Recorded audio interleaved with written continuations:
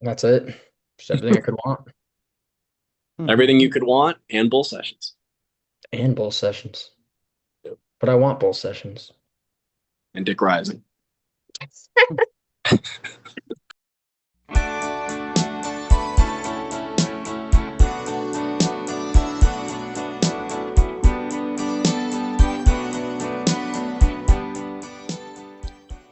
Hey everyone, my name is Jake, and welcome to the 64th and final weekly episode of Good Timin. As always in this podcast, we're going to be talking about one of our favorite bands, the Beach Boys. And today, we're going to be picking up where Riley and Matt left off last week and ranking our top 10 favorite studio albums from the band. So, of course, this is something that me, Riley, and Matt did way back at the very start of the podcast. But we figured that it would be a fitting topic to revisit for our final full time show, since it's been nearly 2 years since then, and also because our opinions have likely changed a bit on certain albums and songs over that time. So, then, following our album ranking, we'll each go around and briefly share our updated lists of our top 10 favorite Beach Boys songs in the catalog. And then to wrap things up, we'll talk a bit about our future plans for the podcast and also reflect back on these past 2 years of good timing. So, joining me tonight, I have my good friends Riley and Matt, who, of course, have been a part of this podcast since the very beginning. Also joining us is our good friend Nate, who, like Bruce, joined us a little bit later on, but has been a huge part of our show these past few seasons. So, as always, I'm happy to have you guys here, and I'm very interested to see which albums made it onto your top 10 list. So, before we get into sharing our rankings, I thought I'd ask Riley and Matt how their lists compared to our original top 10 rankings from a couple years ago.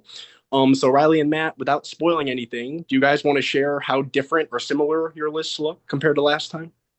Well, considering this is coming out after the me and Matt bonus episode, I would hope that you already watched that before, so I don't spoil too much.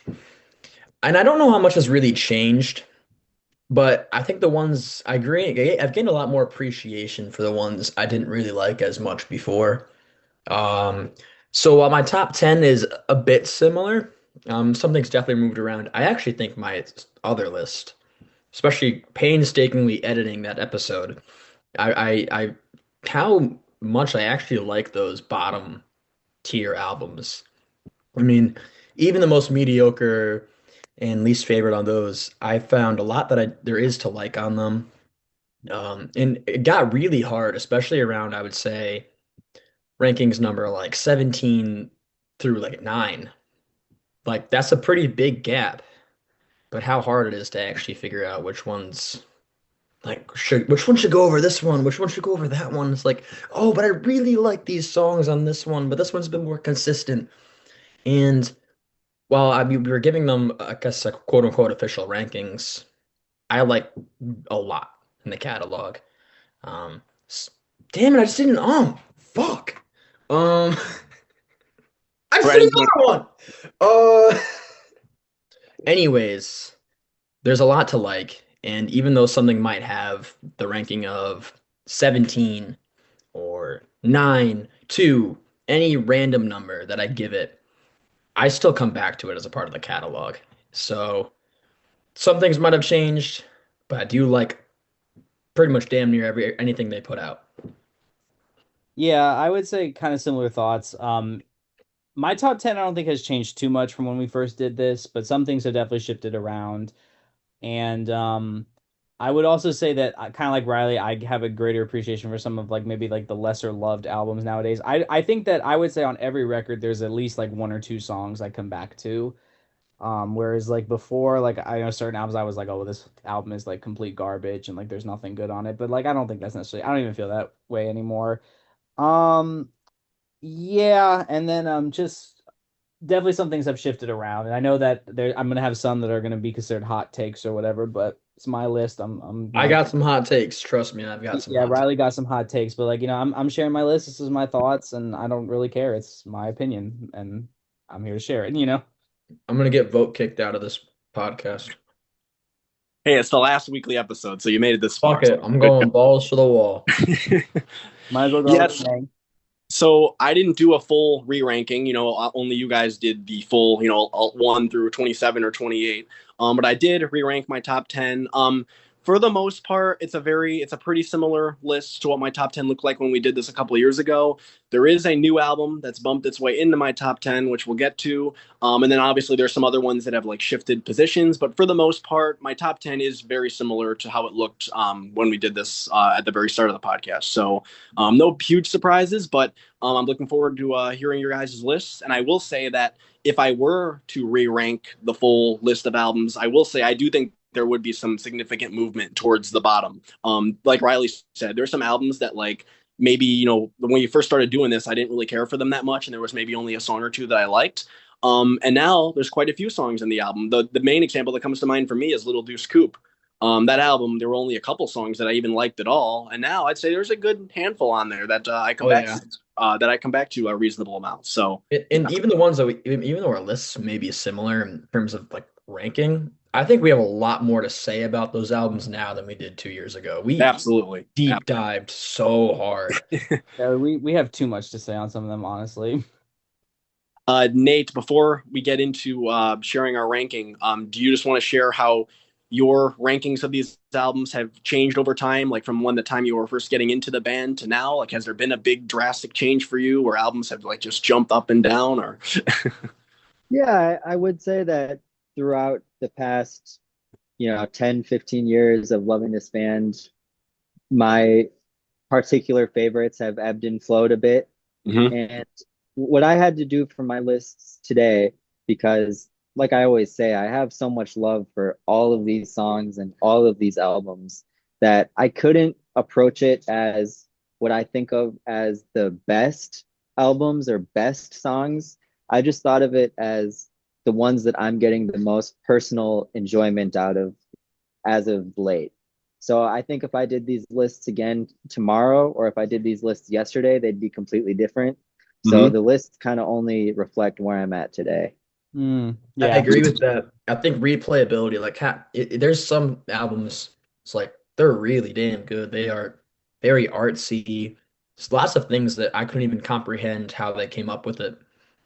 But which one am I coming back to the most? Which one has the most personal connection to me? Which album made me feel the most compared to, I don't know, something that's like on some sort of objective level, insanely creative and artistic, but like Mhm. this one makes me feel a certain way more than that one. And I can't help but not put it in a certain position. And I'm really talking about one specific album in particular, but I had to explain myself now.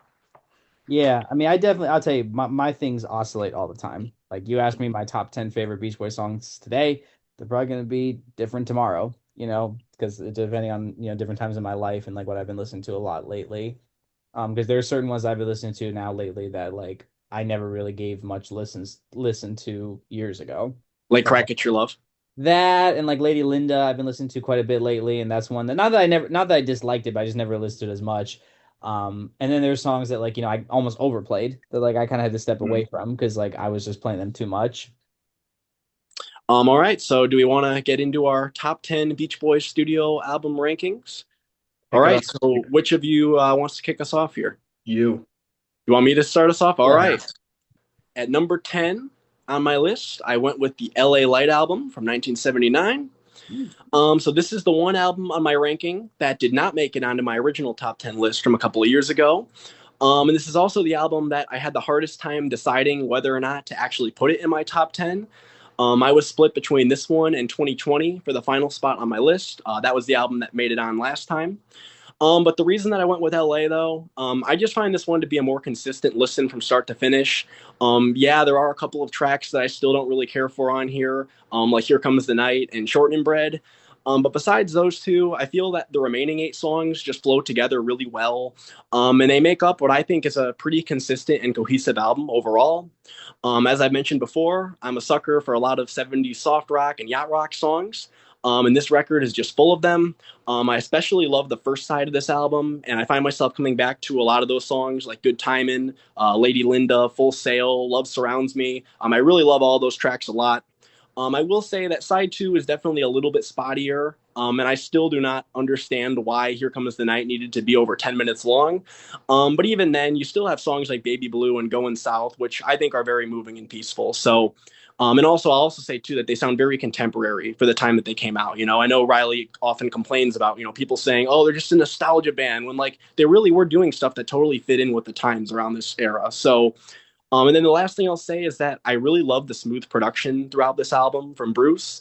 I think that it just really suits the songs well, and I think that it's one of the main reasons why I do find myself coming back to many of the songs on this record. So, overall, I wouldn't consider LA a perfect album by any means. And if you aren't into that late 70s kind of soft rock, yacht rock sound, it might not be for you. But as a whole, I think it's a pretty enjoyable listen. And I definitely consider it one of the more underrated albums from the band. So number 10 on my list is the LA Light album.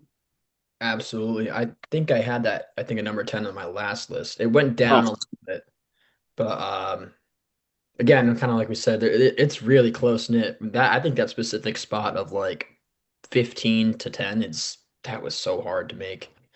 Uh, Hmm. but Hmm. great record. I had it at 14, so it was a little bit outside my top 10, but I like it quite a bit as well. All right. Uh, who wants to go next? Yeah, you can go. Go ahead, Riley. Number 10, I have Summer Days and Summer Nights. I think I had this at 11 on my last list. It was actually pretty close, but I've been returning to this one a lot. I think side B especially is incredible.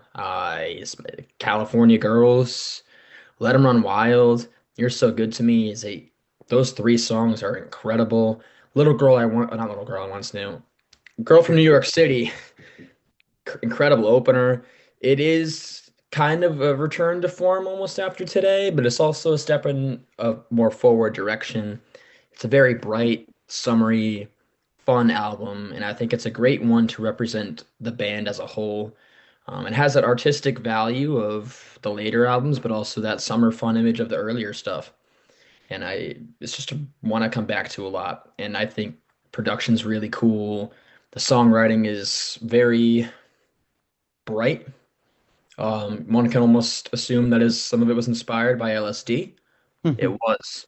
Um, but it is such a fun album. I always play it in the summer, and it's one that even for its shortcomings, I can power through those just because of how strong some of those other tracks on there are. So great record. Number 10, Summer Days, Summer Nights. I can go next. So my number 10 is All Summer Long. So my number 11 and number 10 are kind of two sides of the same coin. So number 11 for me was Surfer Girl, number 10 is All Summer Long. I see these as kind of like the strongest pre-today albums. I do think Surfer Girl has higher highs, but All Summer Long is a little bit more consistent for me. First of all, you have I Get Around, which is one of the greatest pop songs ever written. Nothing more needs to be said. All Summer Long is really a gorgeous deep cut. I love the marimba and everything and like the melancholic lyrics. Hushabye is a gorgeous cover. Little Honda is a pretty fun car song. We'll Run Away is a gorgeous ballad. Carl's Big Chance is a decent instrumental, a little fillery, but it's enjoyable. It's not Denny's drums. Um, Wendy is another pretty like melancholic song. It's got that cool like organ solo in the middle. Do You Remember is a little too corny for me, but I can appreciate them giving homage and giving the props to their influences, but it's a little too on the nose for me. Girls on the Beach, absolutely gorgeous. Drive-in's fun. Our favorite recording sessions, meh. And then Don't Back Down is a solid closer. So, like I said, you got Brian breaking some new ground on here. You have some of the finest songs in their early catalog, and it's just a pretty cohesive record throughout the whole thing. Like some filler aside. So, number 10 for me, All Summer Long. For my number 10, I have to start it off with Friends. Um, and while there's no single song that stands out to me as a hit on this album or as the most memorable tune, I just love the way the songs flow together. And there's just such a peaceful, tranquil vibe throughout the album. And when I listen to it, it really takes me somewhere. And it almost feels like Friends is a place, if that makes sense. Like there's just something so soothing about it. And it's like the equivalent of sitting on like a tropical beach when you listen to the album. It's just so warm and You can almost smell the waves rolling in. So I love Friends. It's just very relaxing and always puts me in a good mood. I listened to that album on a hike in Hawaii, so you got Mm. that right. Oh, it sounds sublime. Didn't you listen to Diamond Head, like at Diamond Head or something like We that? were in Diamond Head. We were hiking the Diamond Head volcano. Wow, that's so cool. Um, and I listened to the entire Friends album on the way up. And actually, Diamond Head, I think, came up like as I hit the peak, which was really cool. Wow, that is Well, cool. And then Friends, Transcendental Meditation came on. And Friends then, is a pretty short album, so yeah, Transcendental Meditation came on, and then you jumped I off the turned the cliff. it's yeah, I good. took my earbuds off. It's good. Oh, that freaking song. Da-na-na-na. That's You actually, I think there's a picture of me with my face when the song came on. Maybe Jake could flash it on the screen. That song is the equivalent of your sunburn, Riley, that you oh got. god, the Oh song. my God. Yeah. All right, so Nine. Number no, nine. yeah, Number number nine. nine, number nine. Number nine on my ranking is an album that Riley just talked about, Summer Days and Summer Nights from 1965. So I think that I have this album ranked pretty similarly to where I placed it on our original top 10 ranking. I know this is one that a lot of fans kind of consider a step backwards from today, and that the band is kind of leaning into their old themes and lyrics again. And I do agree with that to an extent. But that said, I think that the best songs on here are every bit as good as the highlights on today. And I think production wise, you could argue that it's even better in places. For me, the opening stretch of songs on here is decent, but not spectacular. And I'm still not the biggest fan of Amusement Parks USA, as you guys know. But once you get to Girl Don't Tell Me, it's literally just like banger after banger. You have Girl Don't Tell Me, Help Me Rhonda, California Girls, Let 'Em Run Wild, You're So Good to Me, and Summer Means New Love. You just aren't going to find many albums that have as strong of a run of songs as that, in my opinion. So, unfortunately, following that stretch, you do have I'm Bugged at My Old Man, which honestly is one of my least favorite songs in the entire catalog. But then the album redeems itself with And Your Dream Comes True, which I think is a really beautiful way to close the record. So, again, like LA, I wouldn't say that Summer Days is a perfect album, and there are a few tracks on here that aren't quite up to par with the rest, but when this album is good, it is really, really good. And I think that it really shows Brian at the top of his game as a producer and arranger. So this is definitely one of my favorite pre-Pet Sounds records from the band. And it's one that I've been coming back to quite a bit lately. So Summer Days and Summer Nights is number 9 on my list. Number nine. Uh, so for my number nine, I have Beach Boys 85. Mm. I wanted to put it higher, but I didn't want to get killed the next week. So I thought I'd play a little safe. And especially looking at what I have after this, I mean, as I can't put it higher than this, but I do think it is way better than it has any right being. I think that for a lot of those ones I have below it, if I can spoil a little bit, um, Wild Honey is below this one, Love You is below this one. Um, that's about the only things I think I'll get crucified. Oh, Smiley Smile 2020, I put below this. Well, I don't think you get crucified for Smiley Smiles much, but I'm I getting remember. crucified, Matt. We all know this is true. Um, but being said, I think replayability is really important, and I think personal connection is really important. And I think that while this album might not have the artistic depth as albums like Pet Sounds, Smile Sessions, whatever, I think that it is a very fun, bright, unique, and very replayable record. I don't think you're gonna find an album like this in their catalog. Maybe Love You, I think, is arguably the closest, maybe not in terms of composition quality, but in the use of what you're getting from sonically. But I think the production, while dated, is so memorable, so fun, so bright, very unique. It is, for lack of a better term, a really cool 80s soundscape you're getting. I think Steve Levine did a wonderful job.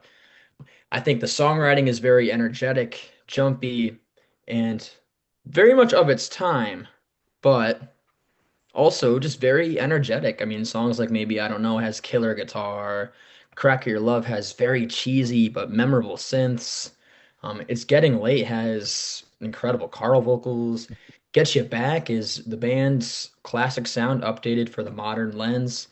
And I think the same could be said about the entire album, honestly. I mean, the synths are very bright, sunshiny, poppy, in your face, cheesy, but that is still, at the very base level, very Beach Boysy.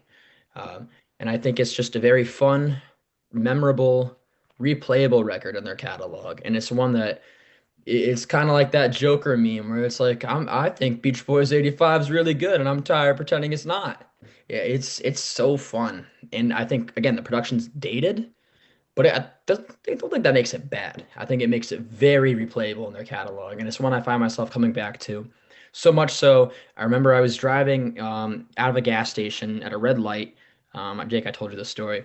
I was driving out of a gas station. I'm at a red light. Crack at Your Love blasting through my windows, and a girl from my high school was driving next to me. She looks over and she's like, and I'm like, but I am tired of pretending it's not as fun and memorable as it is. This is a personal favorite of mine. If you put this anywhere below, as long as it's not dead last, I would get it. But personally, I think it's a very fun record, and it's one I come back to a lot.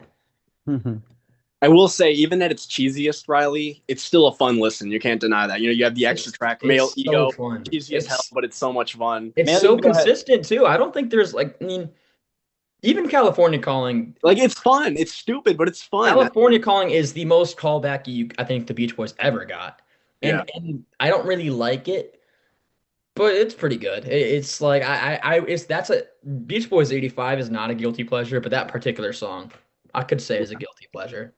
Um, but it's so consistent. I don't think there's like any. It's not like it doesn't have a bad song. Like, is there a song on there that you could honestly say is god awful, unlistenable? I don't think so. well, I said now it's time for me to get crucified for my number nine. We'll die together, Surf's man. Up. So I have quite a bit of stuff higher than that. Let me explain. There are a lot of people that say that this is their best 70s album. I disagree. A lot. I actually disagree with that quite a bit. I know that this is one that a lot of critics really like. It's always kind of been a half and halfer for me. I will say this. So I'm gonna go track by track. Don't Go Near the Water. I do like that song. It gets a little ham-fisted in parts, like the toothpaste and no bank the ocean a bubble bath. That's a little too ham-fisted for me. Long Promise Road is excellent. I love that song. I don't dislike Take a Load as much as Riley does, but I do think it's kind of weird. Um, Disney Girls is very nice. I don't love it as much as Jake does, but I think it is very nice. It's a very nostalgic song. Student Demonstration Time, I really dislike. I really dislike that song. It really taints the record for me. I'm not gonna lie. I think it is a good performance. Like they kill it on the backing track. It's got a couple good lines in it. Mike does sing it well, but I just really dislike the implication of the song. It's one of those ones where like I know like some of y'all aren't as sensitive to lyrics as maybe I am sometimes, but this one I really hate the implication of the song. And knowing how many good Dennis songs were in the vault that could have gone on instead of this, kind of like it's like ugh, I just don't like that song. Flip it over. Feel Flows, love it. Probably my favorite Carl song, one of them at least. Looking at Tomorrow, fun but derivative, like a lot of Al's stuff. The three songs we at the end, awesome. All of them awesome, especially Till I Die. That is a real highlight. So for me, I like it. I just don't think it's as cohesive as some of their other 70s work, and I don't find myself returning to it as much as some other albums. So that's my number nine, Surfs Up. I'm ready to be roasted for that one.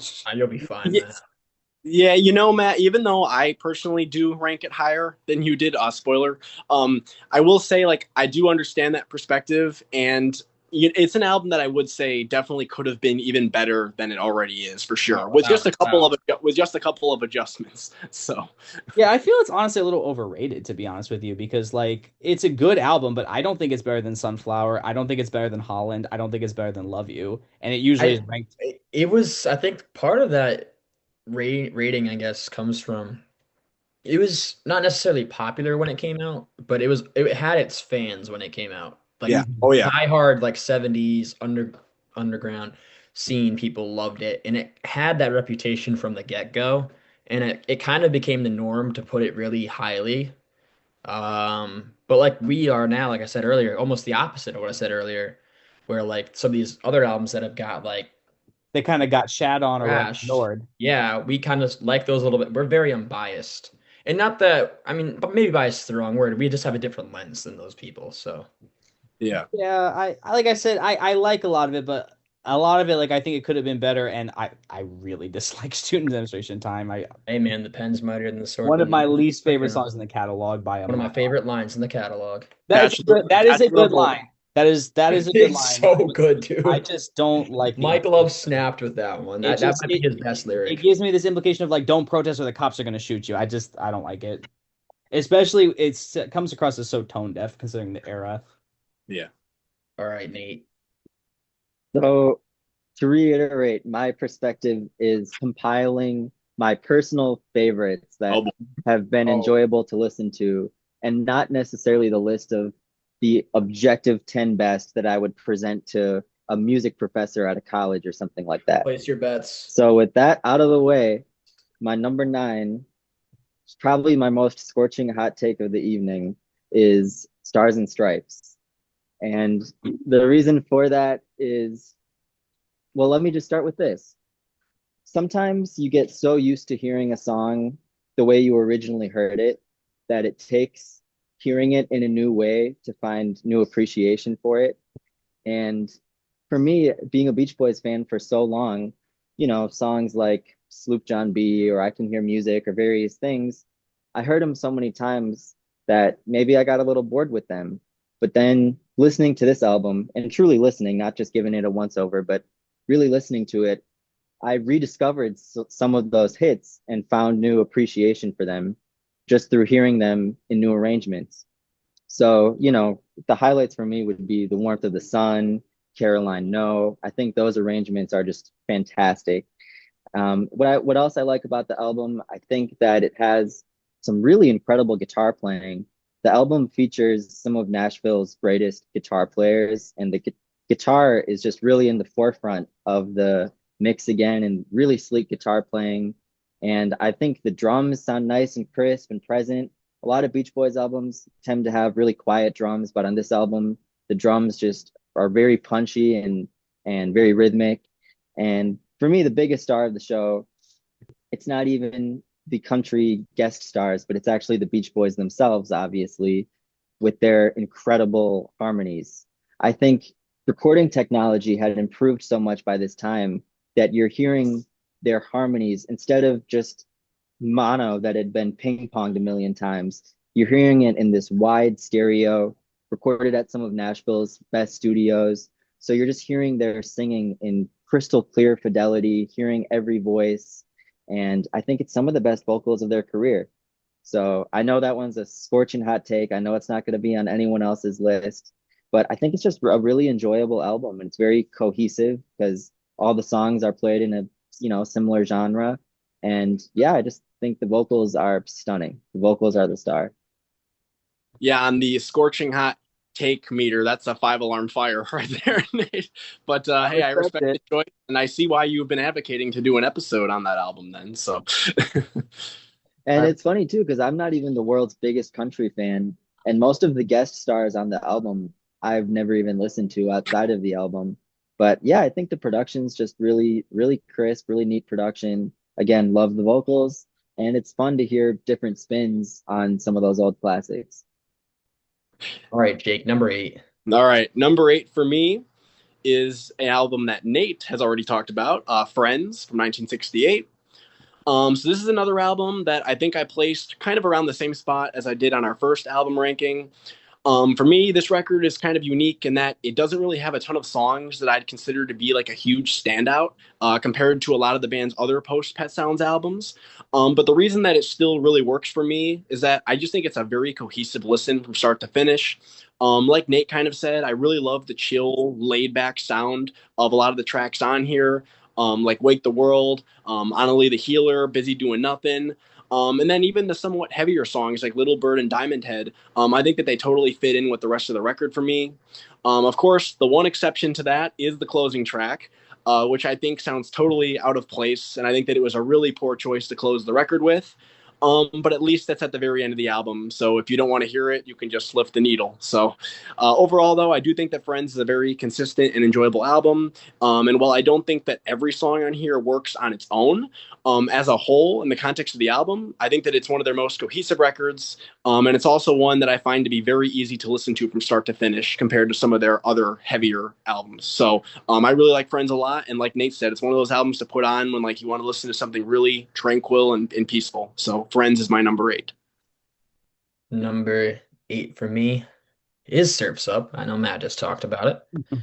Uh, and I have very similar thoughts to you on this one.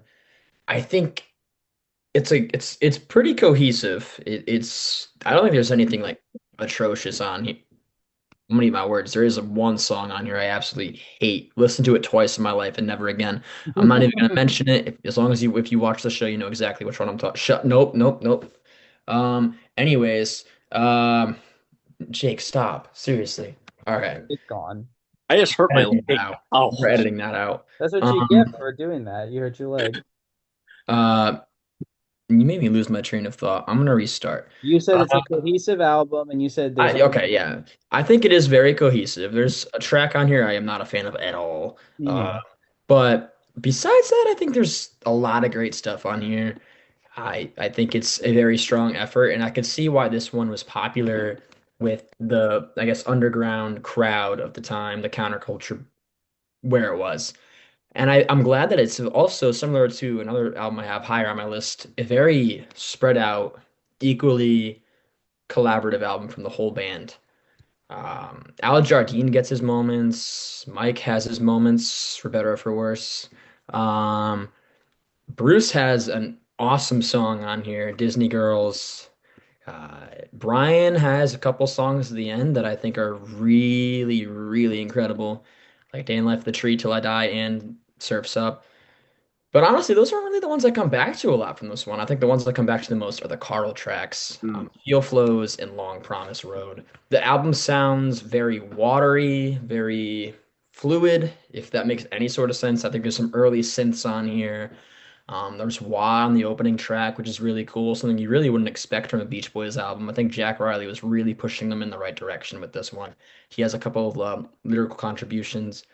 It is a very like Matt used this term a lot with some of our other ones in our other video where it's 50-50. And I Mhm. don't necessarily think it's 50-50 as in there's 50% good songs, 50% bad songs. There's some super high highs. And I think the lows are just kind of like 7 out of 10, 8 out of 10 tracks. But man, I think the best thing about this one, besides the songwriting department, is just how creative and inventive this one was. It sounds not like the Beach Boys, but also so much like the Beach Boys. It's a very unique sounding record, and I don't think there's anything else that sounds like this almost anywhere. Like I said, very watery record, if that makes any sort of sense. Mhm. But those Carl tracks, Till I Die is gorgeous. It was awesome, and yeah, my thoughts are very scattered on this one. I couldn't really explain why I like it, but it is a great record, and yeah, that's all I gotta say. Great record. yeah, some of the coolest production on any Beach Boys album for Yeah, sure. You listen to that's how I something like can word it. yeah, like Feel Flows and like Long Promised Road. Like you said, it's like there's not many songs that sound like that. And It sounds, still, I could say it sounds proggy, but then I think it doesn't sound proggy. It's because it's yeah, right. So my number 8 is Love You. Um, so this is kind of like really their synth pop, whatever you want to call it, album. I kind of just throwing everything, the best way to describe it, the whatever you want to call it whatever you album. want to call it. Like I know it's been called punk. I don't really think it's punk. Maybe in a punk ethos, definitely not in a punk sound. Yeah. Synth pop, yes, for sure. Um, kind of like Brian. I kind of see it almost like I think we've described it as like it was almost written in crayon. I've heard that description before. That Um, is it's very like much. it's basically like the window into Brian's soul. Very quirky record.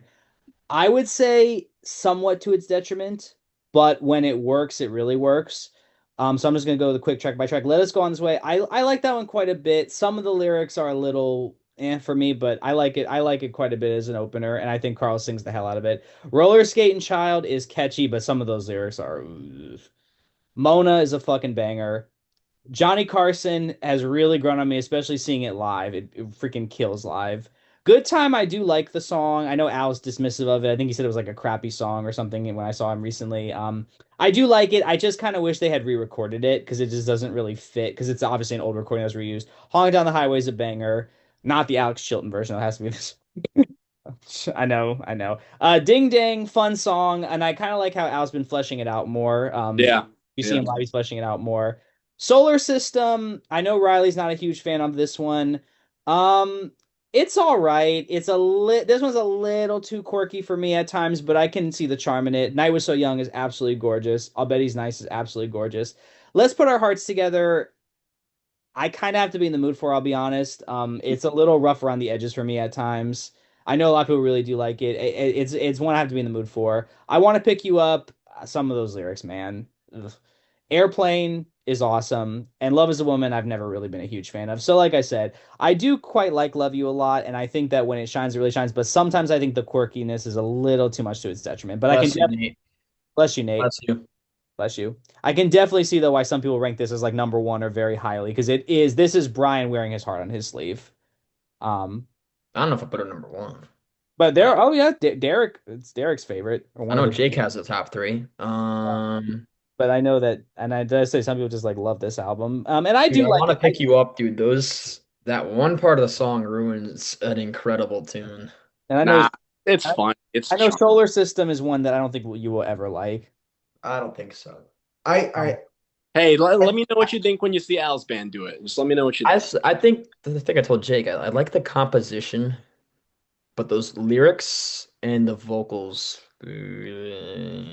I think the lyrics are just like quirky in the way that the album just is quirky. I think the vocal I can understand more, but for me, You the look at lyrics. my favorite songs on that one, though. I mean, I much prefer like the side B stuff compared to like Roller Skating Child I and mean, if you're looking for good lyrics, this is not necessarily the best album no. for, but I think Or the I'll Bet best, He's or the Nice has some great lyrics. I think The Night It Was So Young has some great lyrics. yeah. But like I said, I do still really like Love You. I just think it's a little too quirky at times for me. But like I said, when it works, it really, really works. right, Nate. All right, for my Place number your eight, bets. I'm taking it all the way back to their first album, Surf and Safari. And for me, when I listen to this album, I just picture a band playing inside of their garage, and it totally has a youthful charm to it. And I think all of their albums going forward, starting from their second album and all the rest of them, all reserve plenty of moments for slow ballads. And you have a mixture of ballads and rock and roll. But what I love about this first album is it's just straight ahead rock and roll from the minute you put it on to the very last song, just straight ahead rock and roll, good time, very evocative of the early 60s and the sort of innocence of that era. And yeah, I think, you can overlook it if you're looking for the Beach Boys as the studio geniuses. But if you're just looking for a great oldies rock and roll album, I'd say it's a awesome listen. Yeah, that's one that's definitely grown on me. I mean, I wouldn't put it that high, but it's one of those ones that has grown on me quite a bit since doing our episode on it and diving really into it. Because, but originally, I'd only come back to Serpent Safari, but now there's more stuff on there that I do appreciate. So, Cuckoo Clock. yeah, Cuckoo Clock, and yeah.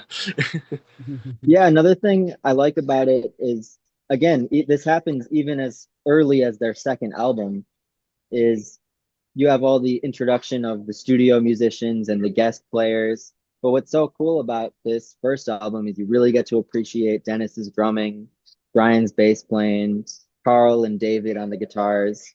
And so you can really just appreciate their musicianship. And I Mhm. love appreciating the musicianship of the Wrecking Crew and of all the studio guys on the later projects. But there's also just something really cool about hearing the three brothers, the cousin, and the neighbor. Mhm. It's very punky. It's very punky, proto-punk, raw, garagey, which is very appealing. All right, number 7 on my ranking is Wild Honey from 1967. So of the band's late 60s lo-fi records, as they're called, this one still remains my favorite of the bunch. As somebody who is a big fan of a lot of R&B and soul music, this album just really clicked with me as a whole. And I really love hearing the band really let loose on a lot of the tracks on here. In particular, Carl. I think that he really steals the show on a lot of these songs, like Wild Honey and Darlin', and their cover of I Was Made to Love Her. Like on Friends, I also love some of the more laid back sounding tracks on here as well, like Aren't You Glad and Country Air. And then there's also some other really amazing deep cuts like Let the Wind Blow, which I know Matt's a big fan of. If I did have one criticism to make of this album, it's that the original mono mix does sound a bit too muddy and cluttered for my liking.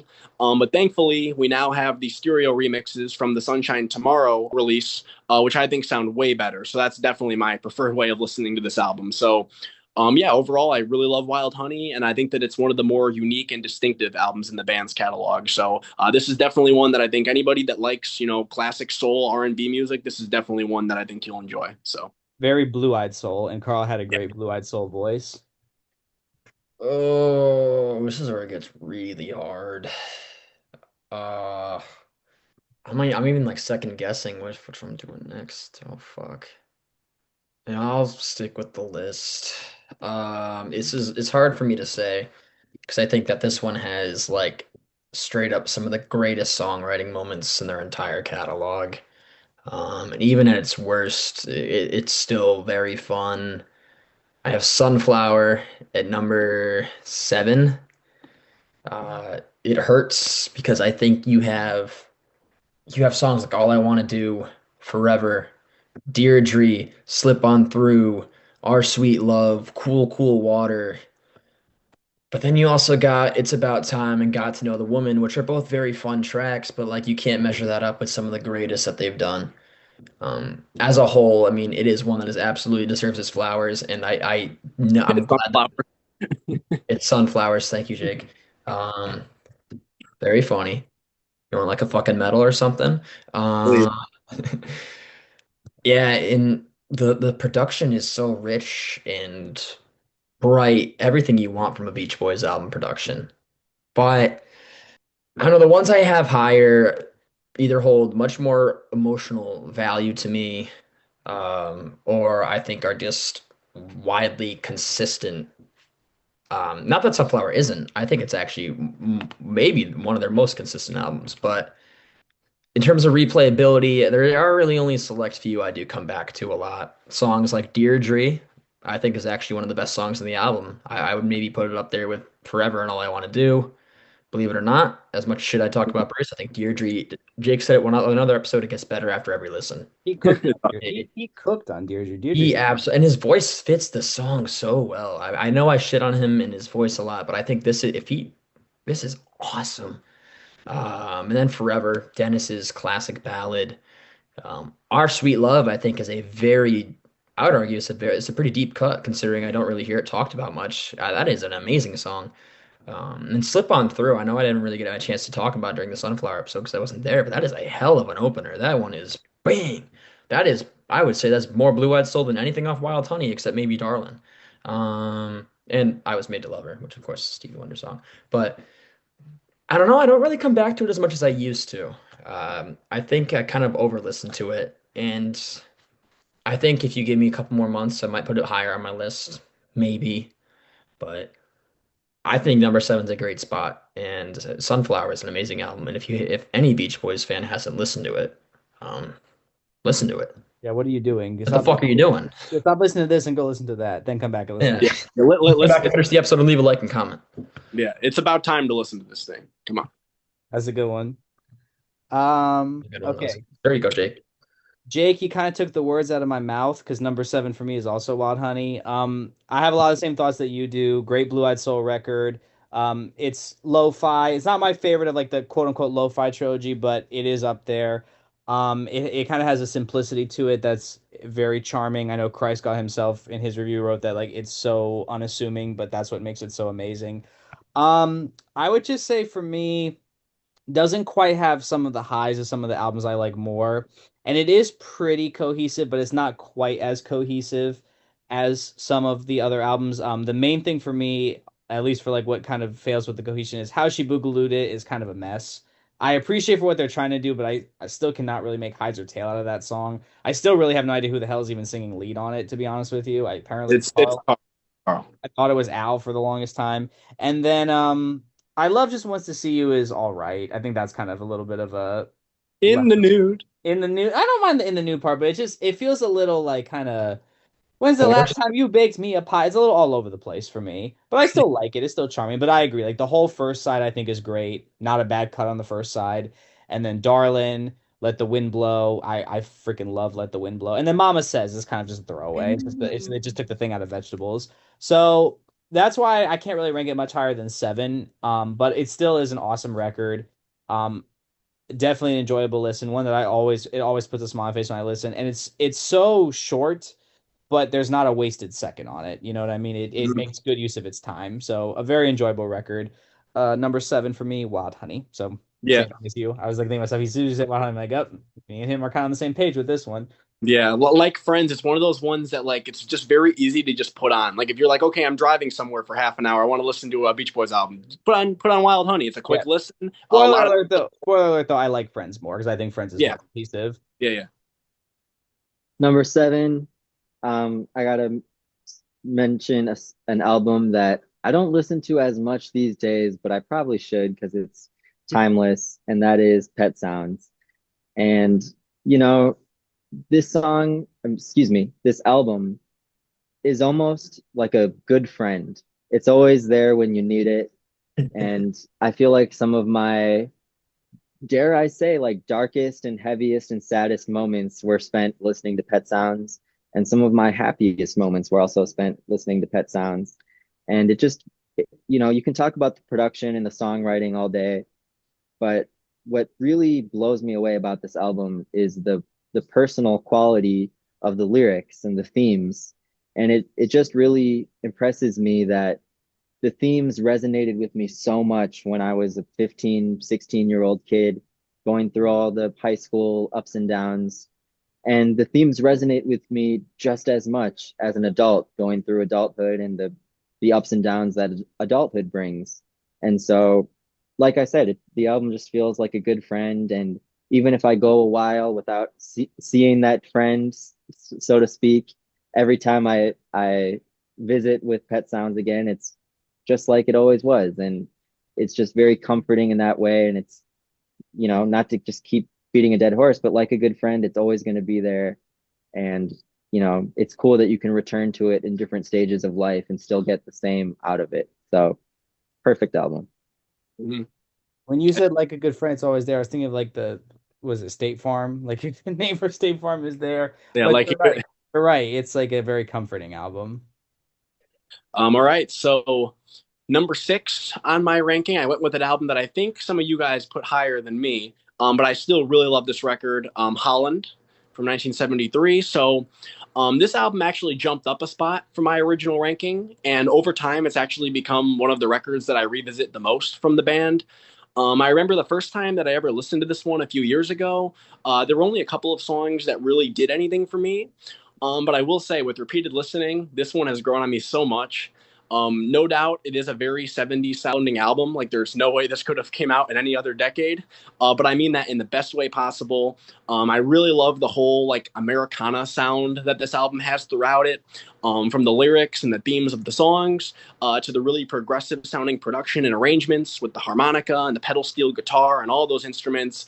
I just find it to be a very rewarding listen from start to finish, and it's one of those albums that really does take me somewhere when I listen to it. It definitely has an atmosphere to it. So it may not be my absolute favorite of the band's early 70s records, but it's still one of my favorite albums that they ever recorded.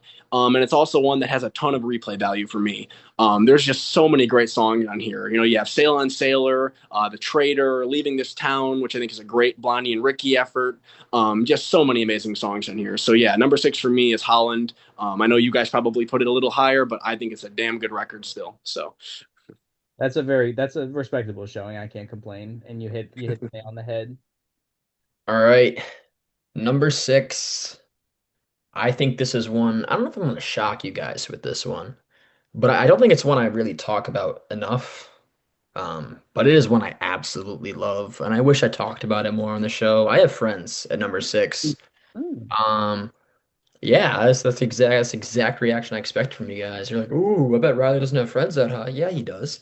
And I think you guys said it earlier. It's an album that, there's not any standout track but like you can listen to the whole thing in like 22 minutes. And like, damn it, man, Pink Floyd has songs longer than that album.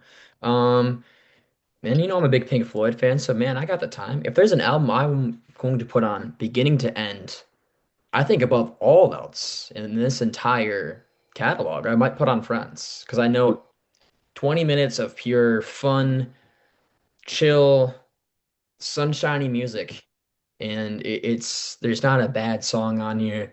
I can always end it a little early if I don't want to hear Transcendental Meditation. Um, And I think this one, I would argue, of their entire catalog also is the most that sounds like Hawaii. Um, Besides Hawaii. I think more than Hawaii. Oh, yeah, definitely. Like I mean, there's songs on here that the production is so rich, but also so stripped back. Like there's some weird, wild instruments being used. Diamond Head is a complete mind fuck of a song. Um, And I listened to that and at Diamond Head, as I alluded to earlier, gorgeous song, being at that place, even though it's not in the same condition that it was in the 60s when the Beach Boys went there and actually saw it. Still, the fact that I am climbing up a volcano in Hawaii, listening to Diamond Head at Diamond Head, the song sounds like the place.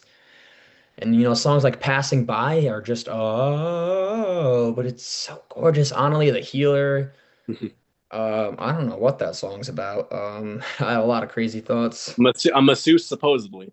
Supposedly, but a masseuse can mean a lot of things, Jake. Healing hands makes you well as quick as she can. mm, there's a Beach Boys joke to be made there. Can I make it? Can you cut Yeah, it out? yeah. We'll get there fast, but then we'll take it slow. Oh, God. We're cutting that. Are we? No, leave that in. Friends, though, as an album, I mean, Nate used this to describe Pet Sounds, but that's how I feel about Friends. Ironically enough, is I don't listen to it a whole lot, but every time I listen to it, I'm like, damn. I'm reminded of how great it is. It's old, reliable. You can listen to it in the winter and it'll still fit the vibe. You can listen to it in the summer and it'll still fit the vibe. It is, again, I hate that word, but this album is just a vibe. It's so much fun. It's very rich. Nothing goes past overstays its welcome. It's consistent. It's very fluid. It's an easy listen, and I'm surprised that this one doesn't have as many fans as it should.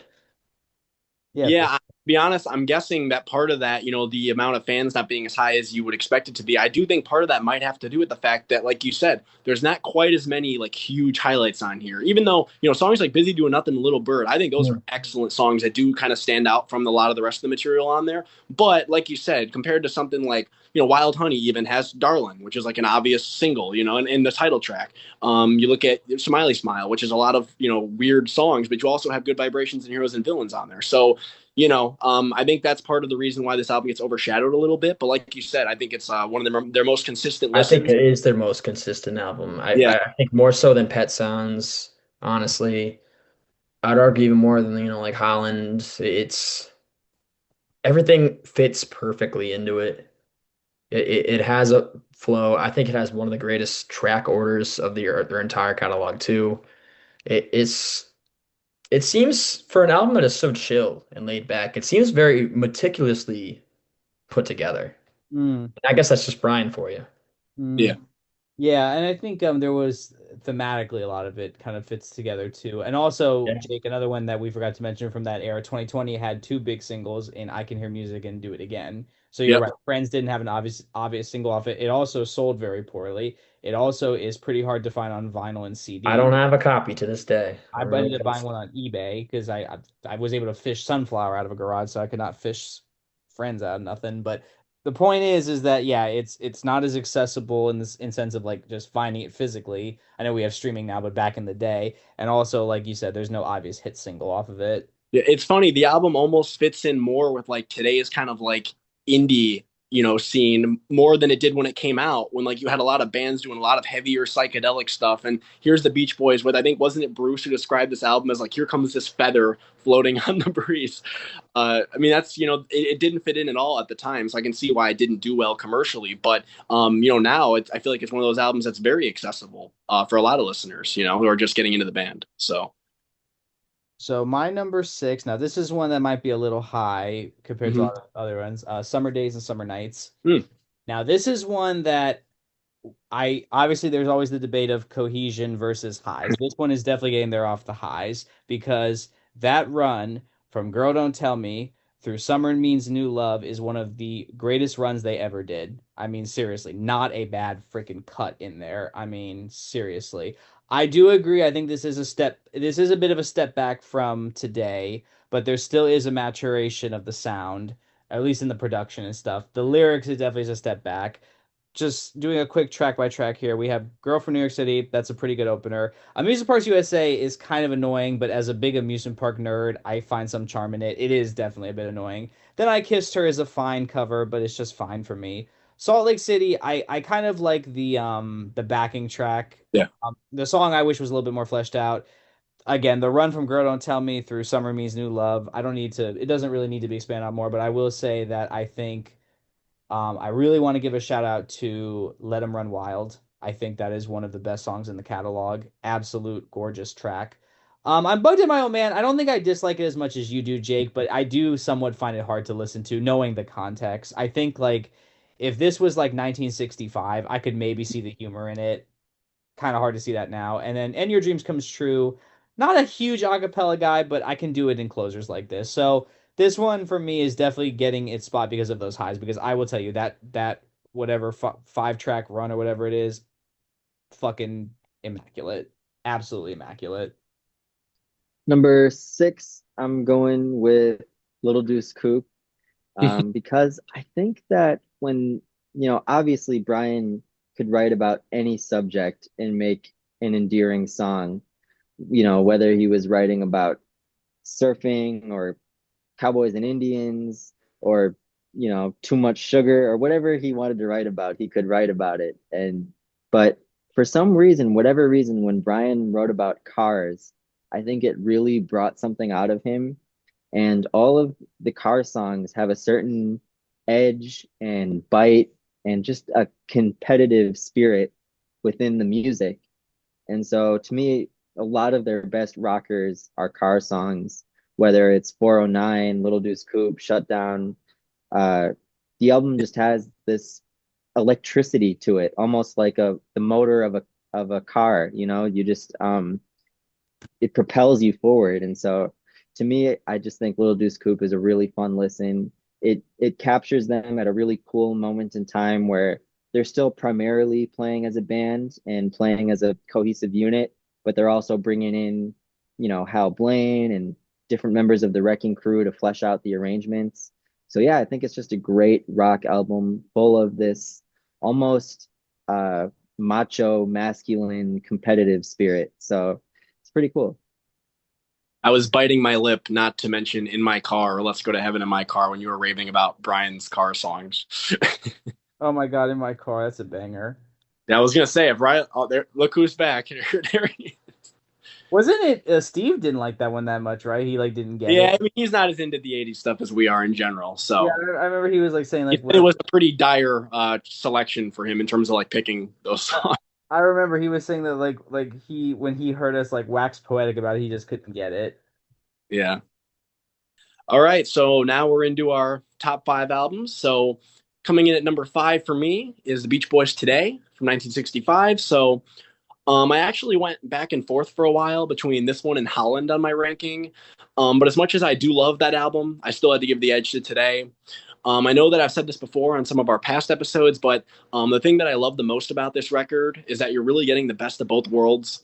On side one, I think you have some of the band's catchiest and most well produced pop songs. You have tracks like Do You Want to Dance and When I Grew Up to Be a Man.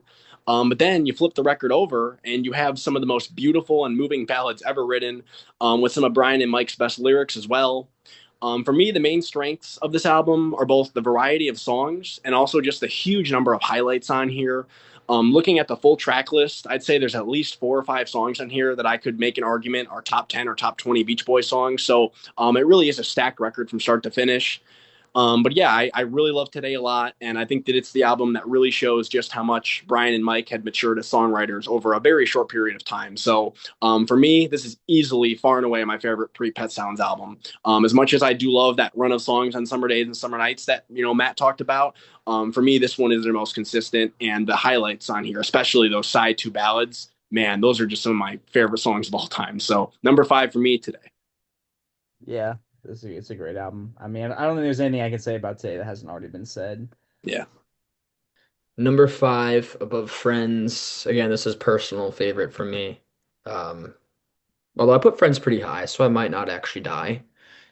I have Surfer Girl at number five. This one, I would argue, has the most emotional weight for me of an album. Um, I just really, it's the ballads that really carry it for me. Songs like In My Room, Your Summer Dream, the title track, Surfer Moon, if you'd count that as a ballad, I would. Yeah. Um, this none of those I think those are all perfect songs. Um, they hold a lot of emotional weight for me. When I was really getting into the band, they just really connected with me. There's something about them that are both of their time in terms of composition, but also timeless. I think production's awesome on it. I like the guitar and past the ballads. I love the guitar on this album. Songs like even songs like Rock and Surfer. I mean, yeah, good guitar work. But Your Summer Dream has guitar on it, and that it leads the ballads, which is, I'm a guitar player, and that really clicks with. Got really mad at me for that. Um, the guitar work on the album, man, songs like Surfer Girl, Your Summer Dream, even Surfer Moon, it connects with me. I love that this is them, Brian doing his ballads, but still being a guitar focused group. I also like that it's a six-piece band, so it's even though it has that rawness of those early albums, it still has that fullness to it. Al Jardine's playing bass on here a lot, which allows Brian to go to piano. But man, it's the ballads for me that really carry this. They have a lot of emotional connection to me, and I can't not put this album high because of that. But then even songs like Catch a Wave, A Little Deuce Coupe, even the faster ones they're very fleshed out. And it's just our car club's pretty cool. I also like Surfer's Rule. I think beyond the dig at the Four Seasons, one of my other favorite bands. I think that one has a pretty cool hook in it. I forgot exactly how it goes off the top of my head, but I think it's Brian using his falsetto on it. Yeah. But Yep. it's this album, it's the best of the early era for me, and if not including another one I have on my list. Spoiler alert. But it has the rawness of those early days, the youthfulness to it. Ballads are awesome. The faster songs are really cool. And this is, I would argue, no, actually, that's a stupid point, but still, one of my favorite albums of all time. One that I come back to almost all the time. Very emotional album for me. So, Surfer Girl.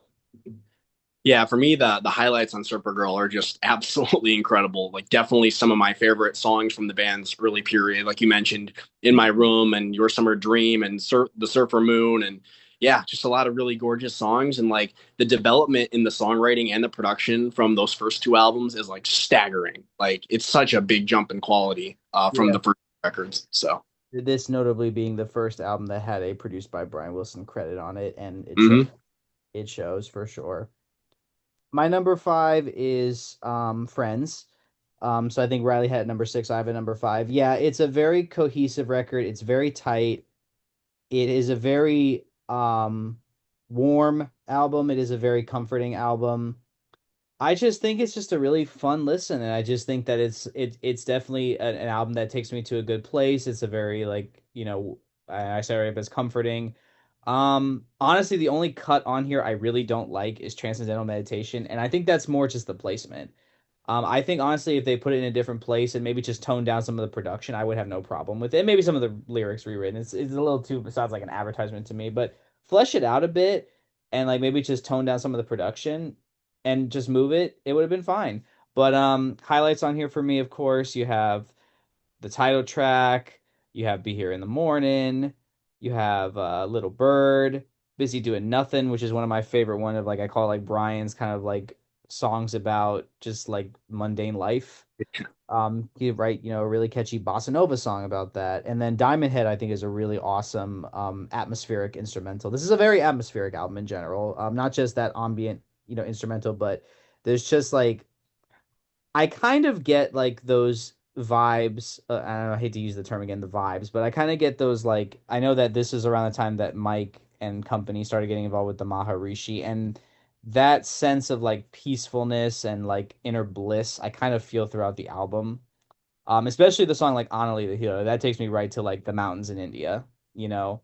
So it's a really, really awesome album. Definitely a very one of their most cohesive and not a wasted second on there. One that I always enjoy listening, always puts a smile on my face. So that is my number five, Friends. Yeah, the thing that's always frustrated me with transcendental meditation is like you hear that version of it on the Wake the World sessions, like that more like chill, even like more even bossa nova sounding version, and like that would have fit the album so perfectly, even as like just an instrumental, you know. And instead they put on the blaring horns and stuff. I remember, didn't David Beard say that he thought that was like he had a theory that that was like Brian's way of like getting back at Mike, like Mike was preaching all this meditation stuff and like, oh, the Maharishi is great. And Brian's like, okay, I'm gonna make the most like unpeaceful sounding song possible, which I I think is think fun. I think I remember Beard saying that. I think I remember Beard saying that. But Yeah, regardless, I still really like the record, and I don't care so much for Change Meditation, but I don't hate it either. I just have to be in the mood for it. yeah. Welcome back, Nate. Welcome back, Nate. So if you're ready, you could do your number five. I just finished up mine. Perfect timing, or good timing, I should say. Ah, there it is. Number five, I'm gonna go with Surf's Up, which I believe most of us, if not all of us, talked about that one already. And like you guys said, it's really cohesive. And I especially like what Riley said about the whole album having this like watery, ethereal, like Riley said, fluid kind of sound to it. But what stands out to me is this is the album that's the most thought-provoking to me. Whether it's Don't Go Near the Water, making you think about ecological matters, or Long Promised Road being this kind of uplifting anthem, or Disney Girls being so nostalgic. Of course, Till I Die being one of their most emotionally heavy lyrics. So, yeah, to me, this album is just really thought provoking and sort of always puts me in a contemplative mood when I listen to it.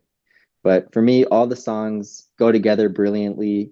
Yes, that's all of them, if you ask me. Um, and I think they all kind of strengthen each other. Like songs like Student Demonstration Time, or A Day in the Life of the Tree, or Take a Load Off Your Feet, maybe wouldn't be particularly strong on their own, but when they're grouped together the way that they are, it just makes it a really cool listening experience. So yeah, one of my all-time favorites.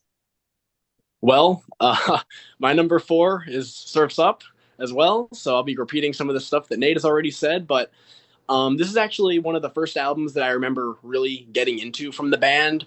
I think that the album cover alone kind of sparked my interest in checking it out. And then listening to it for the first time, I found out that that cover is actually very reflective of a lot of the music on the record. So, similar to Holland, I just really love the whole atmosphere that this album has. Many of the tracks on here have this very haunting, almost like ethereal sound to them in their production, which I really like. And I also think that it's pretty cool how this is another one of the more like collaborative albums from the band, where you have almost every member contributing songs. A few of the big highlights for me on here are Carl and Jack Riley's two songs, Long Promised Road and Field Flows.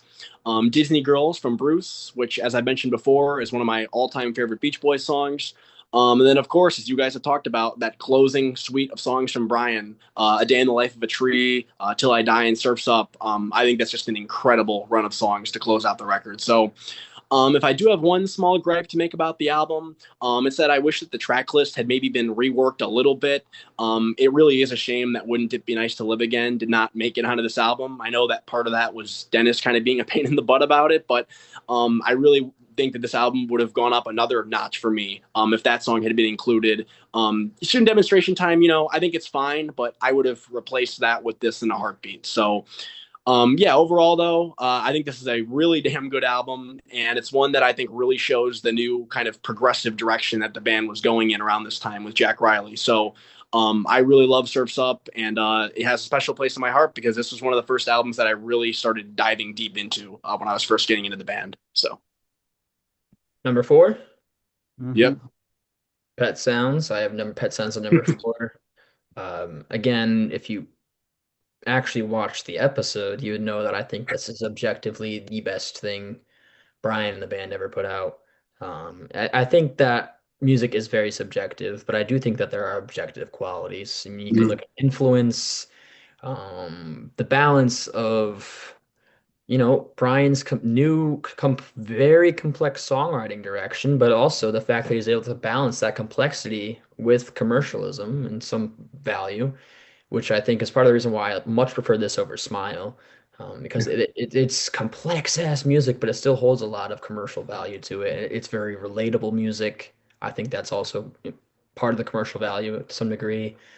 It's a very emotionally heavy album. Like Nate said, it's one you can always rely on, whether you're feeling happy, sad, or any other feeling. There is a song in Pet Sounds there for that exact feeling. And shit, man, you could probably find it five different interpretations of feelings in the song "Wouldn't It Be Nice Alone."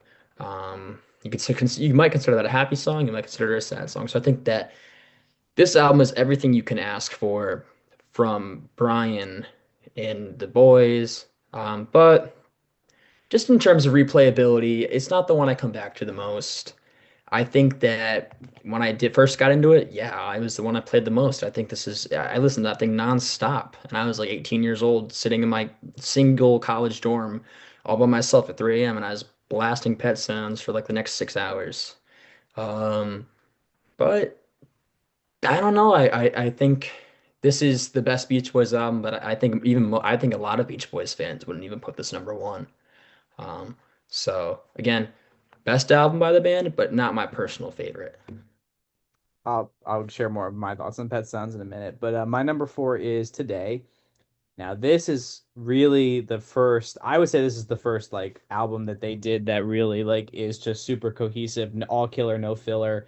I think you mentioned it, Jake, where it's like the first half is like all these great upbeat songs. Do You Want to Dance is a hell of an opener. When I Grew Up to Be a Man for me is probably the big highlight from that first side. I think that's just a really haunting song. Side B, some of the most gorgeous ballads ever done. Please Let Me Wonder is one of the most gorgeous songs ever written. Then you have stuff like She Knows Me Too Well, which was very dark for its time.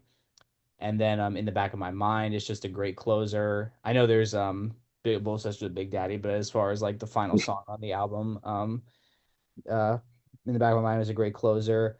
Yeah, it's a really great record. There's just three I like more, but no, I can't find much fault with that album. It is an absolutely phenomenal record.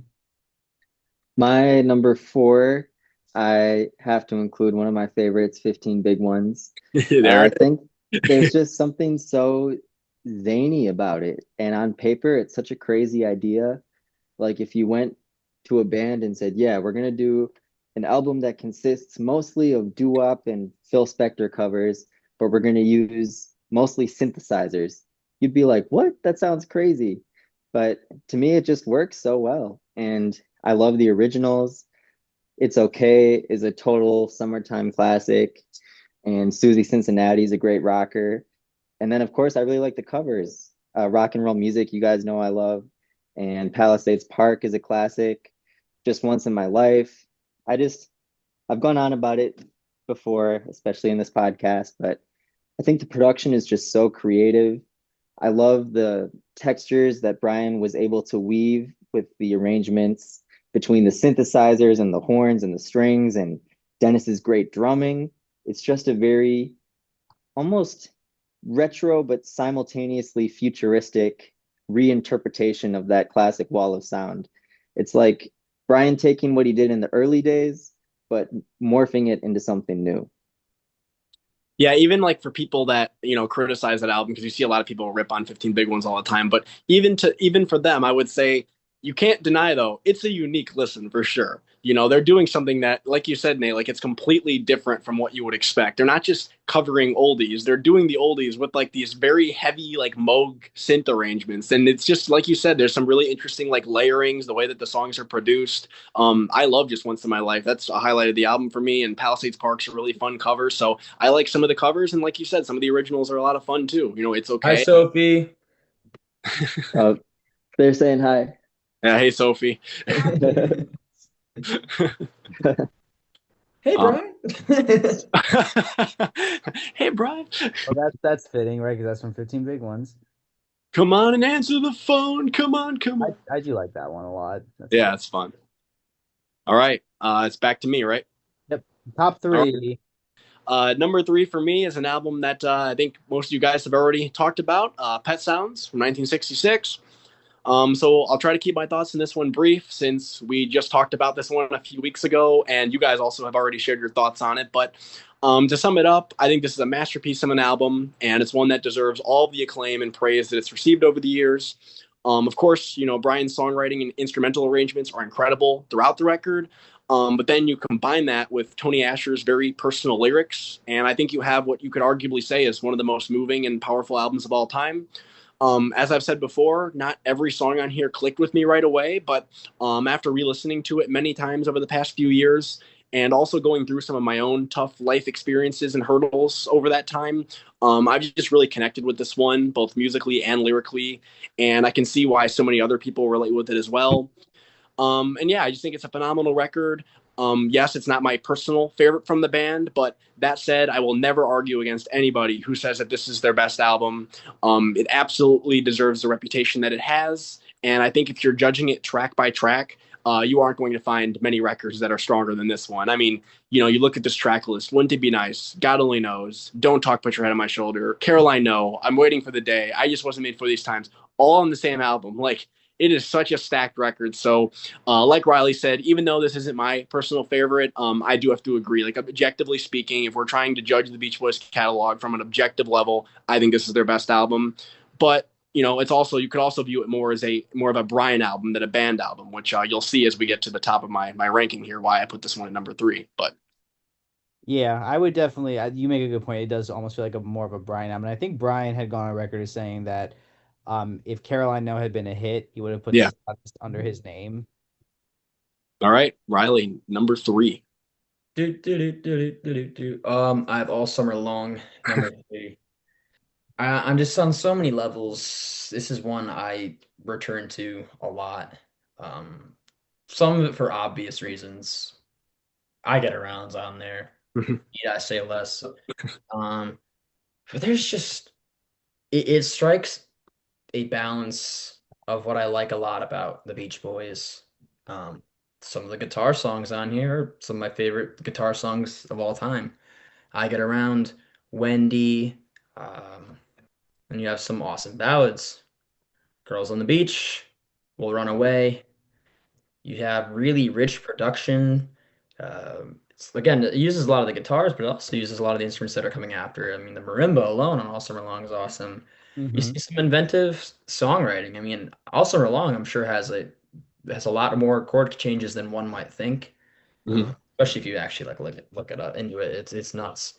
Um, and I think it's just very consistent. It's very strong. I would say it's has it's like Surfer Girl, but like a step higher, um, in terms of just the songwriting department. And it's a very bright and fun record. The boys sound still very youthful. I don't know. It's just one of my favorites. I liked it when I first listened to it. I still like it now just as much, if not more. And I also love just that it has that.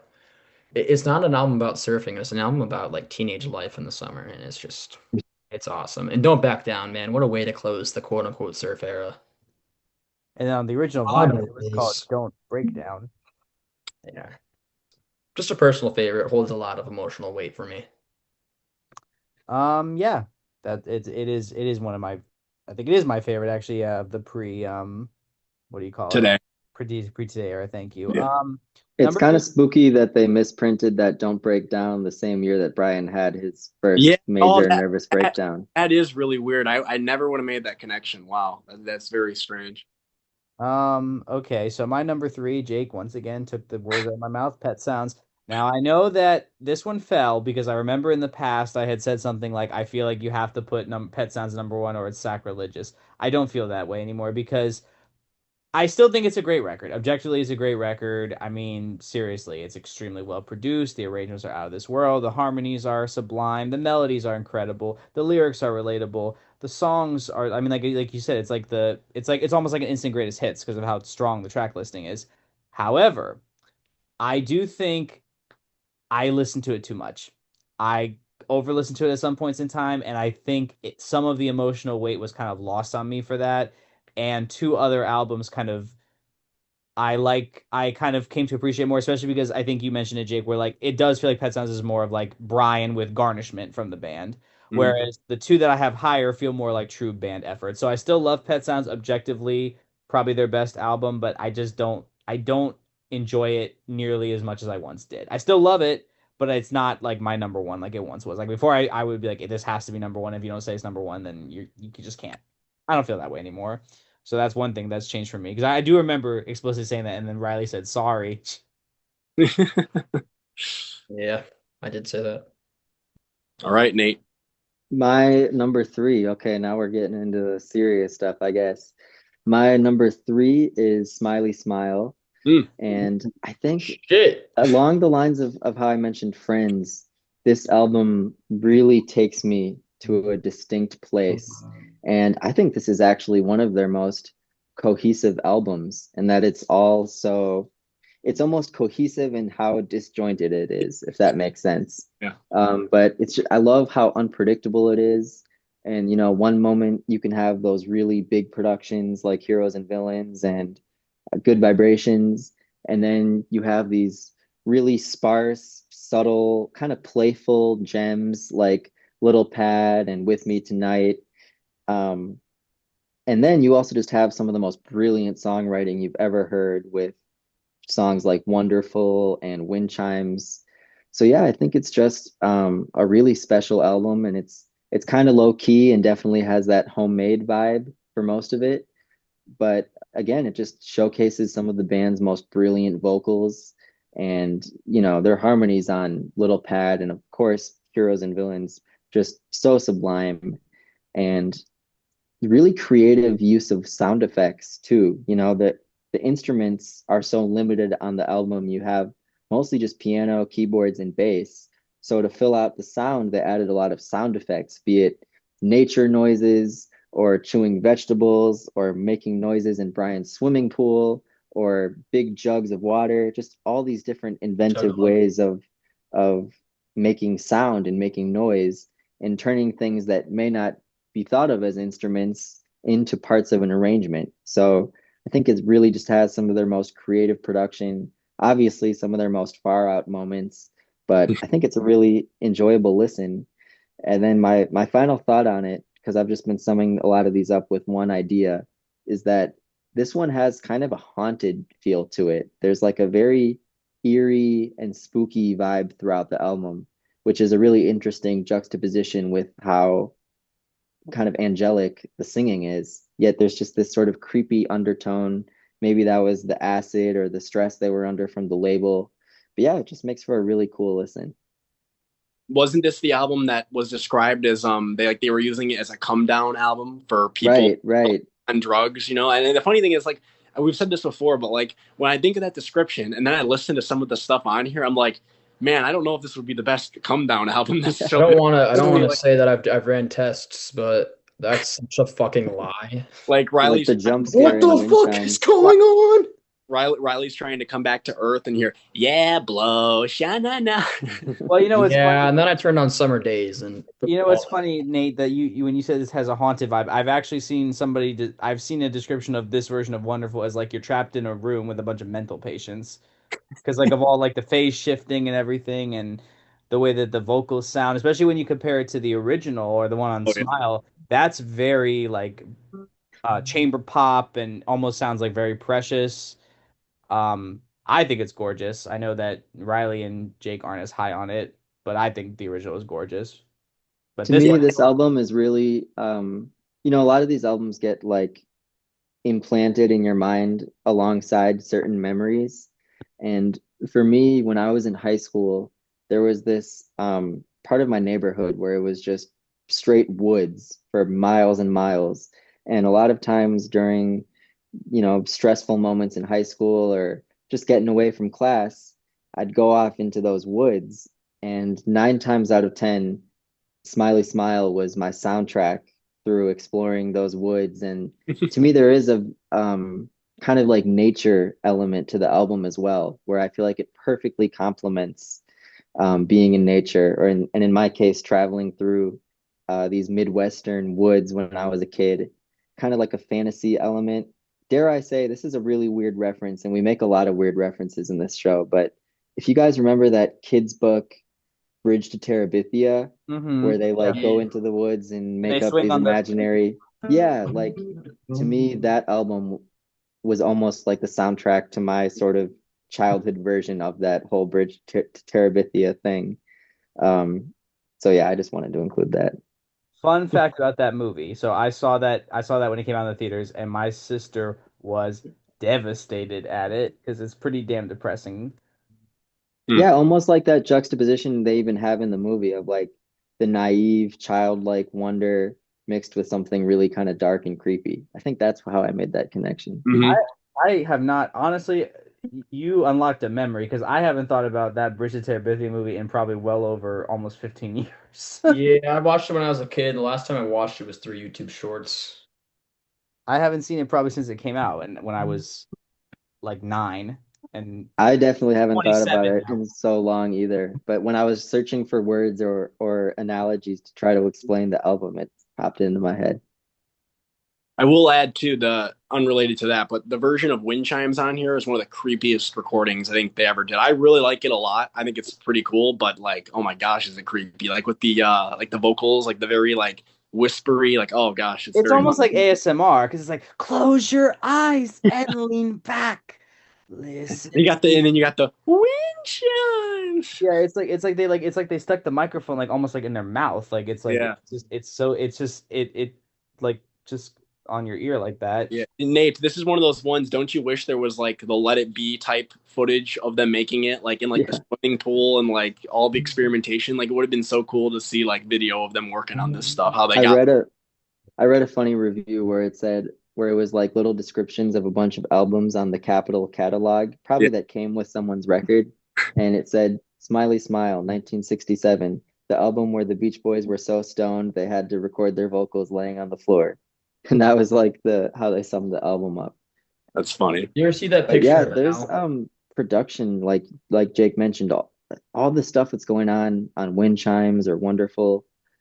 You know, given all the technology in the world today with Pro Tools and all the plugins and I would still struggle to try Yeah, to recreate some of the sounds that they made on that album just because of how yeah, forward thinking and experimental the production was on that.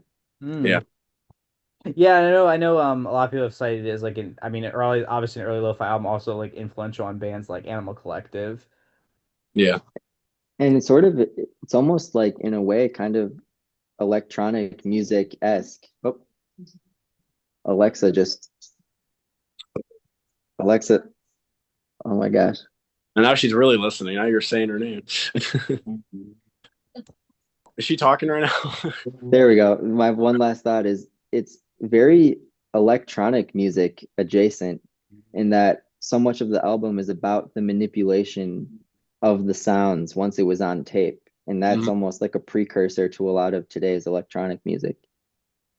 All Yeah. right, so coming in at number two on my ranking, this is no surprise to you guys, I'm sure. The Beach Boys "Love You" from 1977.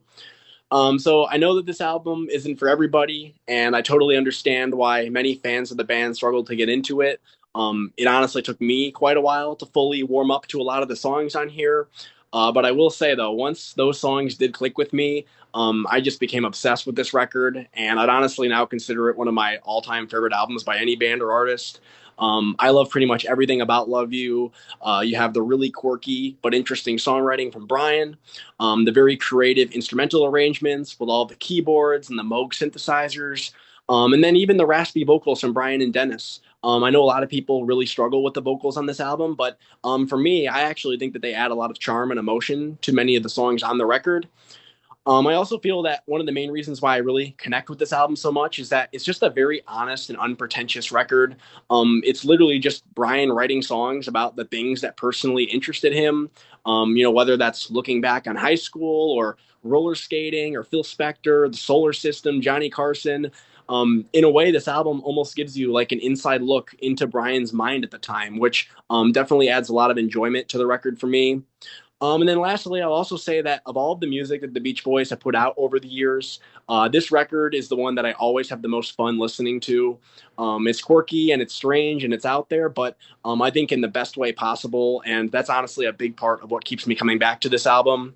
But yeah, personally, I really love You, and it's probably the record that I've listened to the most in full this year. So I'm a very big fan of it, and I'll also say that hearing Al play these songs live a couple of weeks ago was like such a cool experience for me. Like I've loved these songs for a long time now, and I never ever would have imagined that I get to hear a founding, original Beach Boy play these songs live with such a great band behind him as well.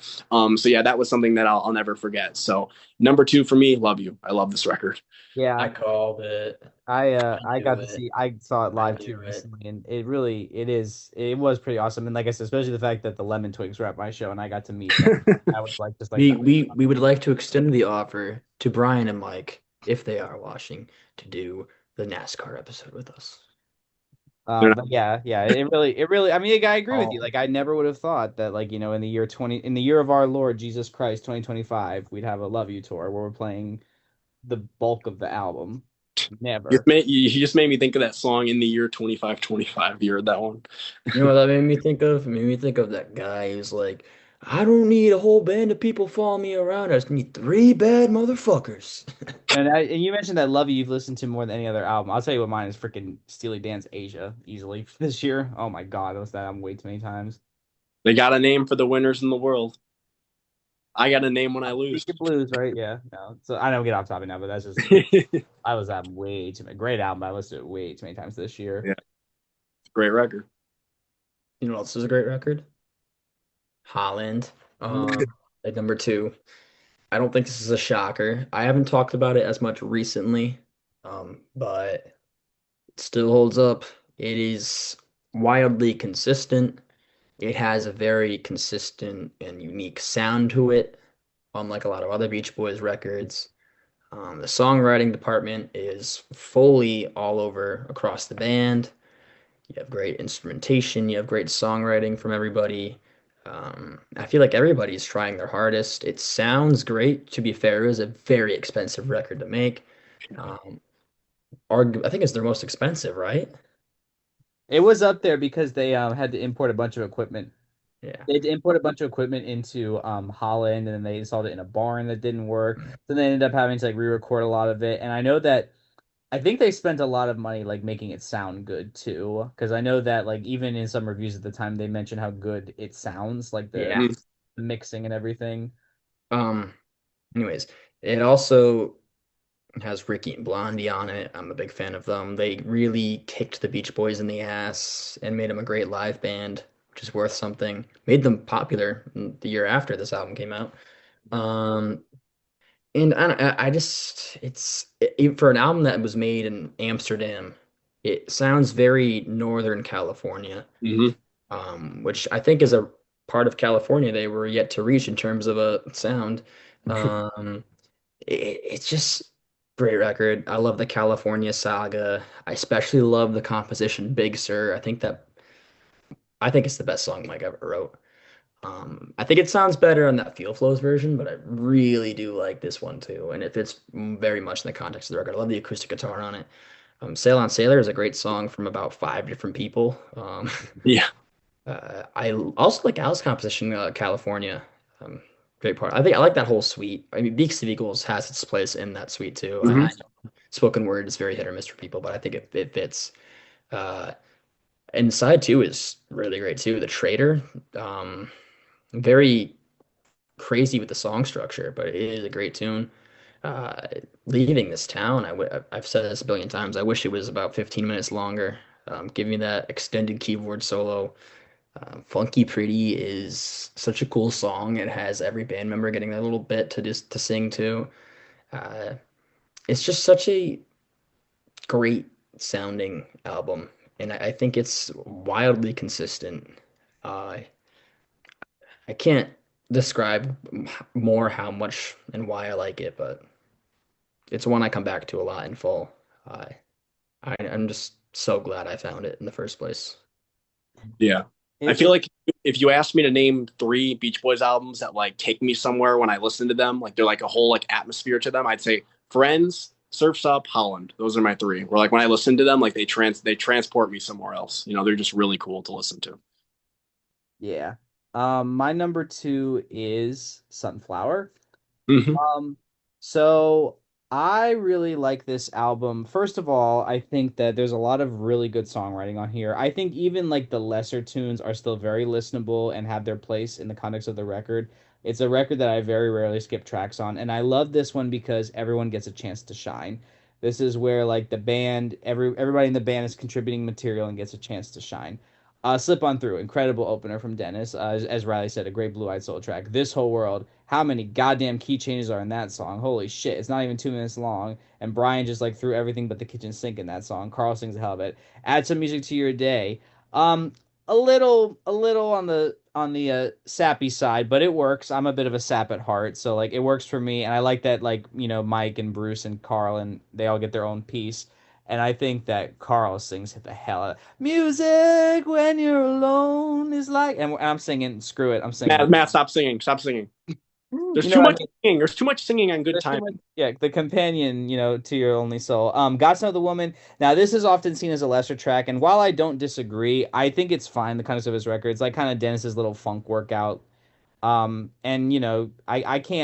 I can't hate the enthusiasm in the vocal. Come on, Dear dude, chickens. Deirdre, gorgeous song. My favorite Bruce song, easily. I mean, seriously. Something about that song. I don't know what it is. It has that je ne sais quoi. It's About Time. I quite like that one. It's a pretty like raucous rocker from Carl and Dennis and Al. I think had some contributions to that. Tears in the Morning, a little on the sappy side for me, but I like it. I do like it, and I like the "You're damn sure of." Just like hearing Bruce sing "damn," I just think it's like it makes me laugh. All I want to do is one of the best songs they ever did. Light years ahead of its time. Forever is Dennis's magnum opus with the band. The wedding ballad that never was. Our Sweet Love is another gorgeous track. At My Window, I do like, but I will say that Brian's French, Spanish, whatever the hell he's trying to do is god awful, but I think that's adds to the charm. And then Cool Cool Water is a song that honestly took a really long time to grow on me, but I really do like it quite a bit now. I still don't know if I love it as a closer per se, but I really do like the track because there's just so much going on. And this is another very atmospheric track. So this is an album that I just think every time I listen to it, it gets better and better. I love that. I just feel like everybody in the band is firing on all cylinders. And like I said, even the weaker cuts for me, I still think fit well in the context of the record. So, yep, that is Sunflower, and that is my number two album. All right, so for my number two, I'll just give it a little preface. I love pop music. I love super bubblegummy, radio friendly, just Uh-oh. happy, good old pop music. He's gonna And say it. As do I. not everything I listen to has to be, super adventurous studio NASCAR. experimentation. Some of it can just be fun. And so with that out of the way, my number two is Still Cruising. Hmm. And I I did would not have have that on the parlay. Oh my I God. mean, yeah, I dig it. He really pulled a fast one on us. I thought it was gonna be Summer in Paradise. Me too. I would have probably traditionally never put this on my list for most of my years spent as a fan. But when we had the discussion about this album on the previous episode, and we were just going through song by song, it just really reminded me how much I love every song on this album. I don't think there's a single miss. I even, as you Uh, guys know, really love Wipeout. Mm, I have a soft spot for Island Girl and Make It Big. And honestly, I don't even hate having the three oldies at the end. I think I'll never complain about hearing those songs, so I don't mind their inclusion at all. But I just think the band had a renewed sense of confidence and of understanding who they were, especially in the 80s after Kokomo. And you see on all the previous albums, they're kind of searching for their sound again. And with the big success of Kokomo, and I'll also mention some of the other singles leading up to it, I think they were really confident when they made Still Cruising and they're back on Capitol. So the title track, I think, is a total lost gem with some really cool guitar riffs and the sort of interplay between the vocals. Somewhere Near Japan is one of their, all-time best tunes. And yeah, I just think that there's a lot to love on this album. And yeah, it's definitely brief. It's over almost as soon as it starts, but it just really packs a punch and it's just a great slice of 80s pop and even with a little dash of 80s rap, if you could believe it or not. yeah, I mean, I do hold the three oldies on the album against it just because, like, I kind of view it like I want to judge these things as full albums. And, like, considering that there's only, like, what, six or seven new tracks and then there's the three oldies, for me, that definitely is it for Sorry, me. But what? you wouldn't get it. Okay. But yeah, for me, like you said, Nate, like the originals that are on there, a lot of them are really fun. Like you said, I really like Still Cruising too, as cheesy as it is lyrically. I do think it's a really catchy pop song. Somewhere Near Japan, like that song might be the song that's grown on me the most since doing this podcast. I mean, As it should. when we started this thing, like I always thought like it's fine, but like it's not something I'd ever choose to put on. Like now I'd seriously consider this like one of the best things they did post 1977, 1978. It's an incredible song. I wish they did more like that, to be honest. And then yeah, Yeah, I I'm think it's really cool that it's the last album where each guy gets their moment to shine because with Summer in Paradise, it was very Mike dominated mhm. with That's Why God Made the Radio. Brian wrote all those tunes. But it's nice with Still Cruising that you get Al's song, you get Bruce writing, you get Mike writing, you get Brian writing. Yeah. So it still has that eclectic element about most of their brother era stuff. Right. And like a lot of these songs, like you said, like they're nothing too crazy, but like they're great, catchy pop songs. And like they put me in a good mood when I listen to them. Like I cannot help but smile when I listen to something like In My Car or Make It Big. Like those songs just put me in a good mood when I hear them. So they're just so much fun. So Amen. Should have been an EP. yeah, I kind of agree with that. All you, Jake. Number Oh, one. all Here we right. go. Well, Sunflower. Um, yeah, if you've been watching this podcast for a while, it's probably no big surprise to you that Sunflower is my number one album once again. As much as I love Brian's songwriting and production on albums like Pet Sounds and Love You, like I said, I almost view those records more like Brian solo albums that happen to feature the other Beach Boys on backing vocals. But what makes Sunflower so great for me is that I think this is the album that best showcases the talents of each of the members of the band. Like you guys said, not only do you have some amazing songs from Brian and Mike, but you also have some of Dennis's and Bruce's strongest contributions to the group. And then Carl also played a big role in assisting with the production of this album and getting a lot of these songs, like All I Want to Do, to sound as amazing as they do. And yeah, overall, I just think that this is a great sunshine pop record. I really love the songwriting, the arrangements, the vocals, and the group harmonies.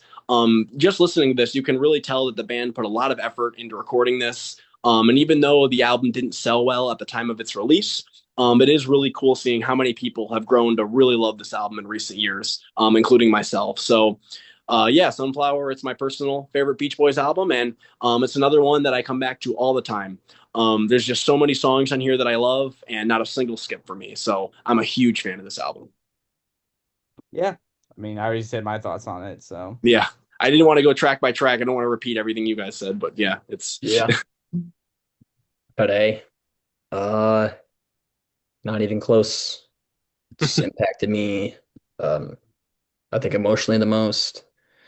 Um, any song I write personally, I'm trying to reach the levels of a song like Please Let Me Wonder or Tell Me Rhonda. That like especially Please Let Me Wonder. That's like the gold standard, I think, for a yeah, ballad. Uh, it just has literally everything I could want from a Beach Boys album. It has the sweet melodies, awesome production, couple of good songs, good guitar in it. Incredible lyrics. Uh, that's it. Just everything I could want. Everything you could want and bull sessions. And bowl sessions. But I want bowl sessions. And Dick Rising. All right, Matt, on to you. So I don't know how obvious it is, but my number one is Holland. Um, very cohesive record. Very atmospheric.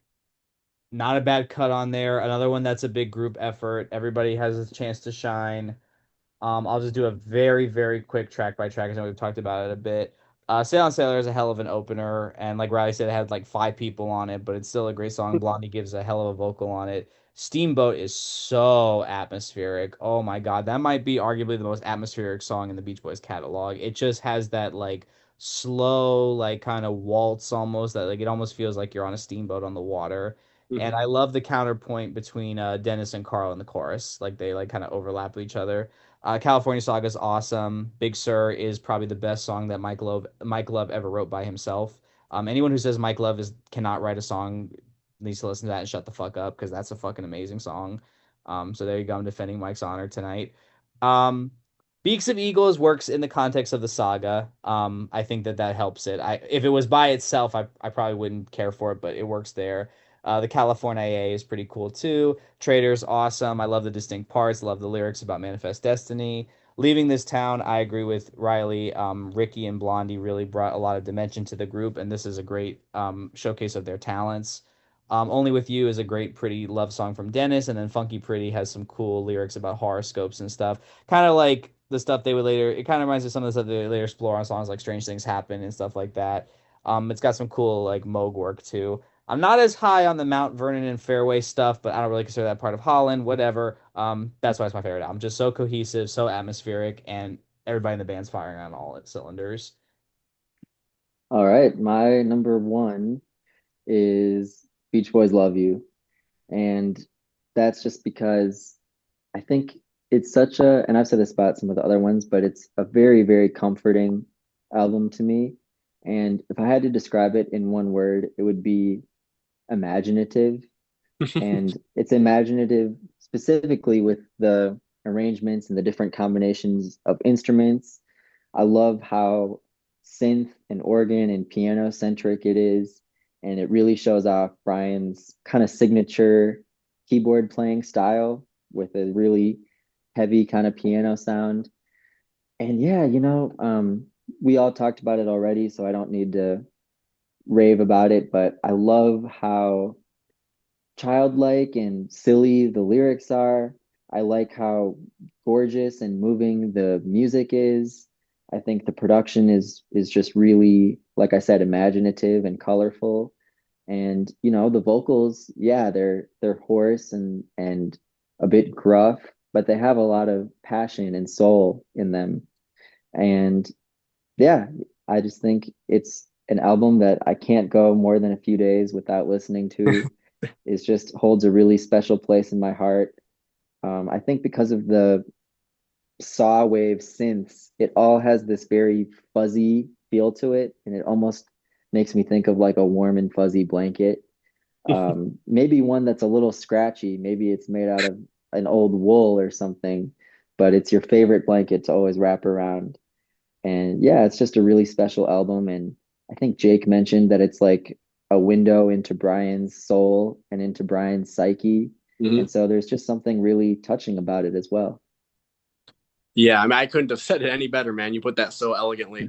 I'll cut this out, but when you said if I could use one word to describe the album, I'd say imaginative. I was thinking, as somebody on the who definitely is on the spectrum, I would describe with one word the album as autistic. That's why I love it so much. It's just so just out there, It's just so it's Brian making the album that he wanted to make without worrying about outside pressures. It's like I'm going to put Moog synthesizers on this thing and I'm going to write songs about Johnny Carson and the solar system. I don't care what people think of it. This is what we're putting out. So it's one of the most, like, I guess, uncommercial albums by a super commercial band, but I think it's a great listen. And like you said, Nate, it's an album that I have to listen to at least once a week, I would say. I come back to it all the time. So I really like to it to me, it really follows the pattern of today in that the first side is like really upbeat and it Hmm. just like injects energy and positivity right into my veins.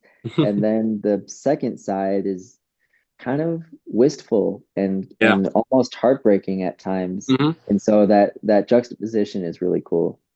Yeah. It is funny because you have that part on the second half, like that you're describing, where it's like the night was so young, which is really longing. I'll bet he's nice, which is like heartbreak. It's like, oh, she's left me for somebody else. Let's put our hearts together, which is almost like, your reconciliation. And then after that, you get into something like, okay, now we're giving a baby a bath and we're going on an airplane. I just think the transitions are so like it's just such a funny transition. But like you said, I do like the structure of the album and how it starts out with some of the more upbeat and fun songs. And then you get into some really moving stuff as the record continues. So The lyrics are so goofy, but I do think that the chord progressions and the melodies are probably Brian's best of his career. this is one of those albums like I said this before, I think maybe on our Love You episode from a long time ago, but for people that like don't appreciate like these songs because of like the arrangements are too much like with the synth or like the really gruff vocals, there's people online that have done like piano versions of these songs, and like you listen to the chords and it like really gives you an appreciation for like the songwriting. Like something like Solar System might be like really jarring to somebody, but you listen to the chords like somebody just playing on piano, it is like so cool. It's such a cool piece. So a lot of these songs I definitely recommend, if they don't click with you on the album, listen to people who have covered them, because I think that at their core, like you said, Nate, these are some of Brian's best songs of his career. So Yeah, a lot of Beach Boys songs, Surfing USA, 409, Come Go With Me. Those chords I can look at, take a quick glance at, and just mhm.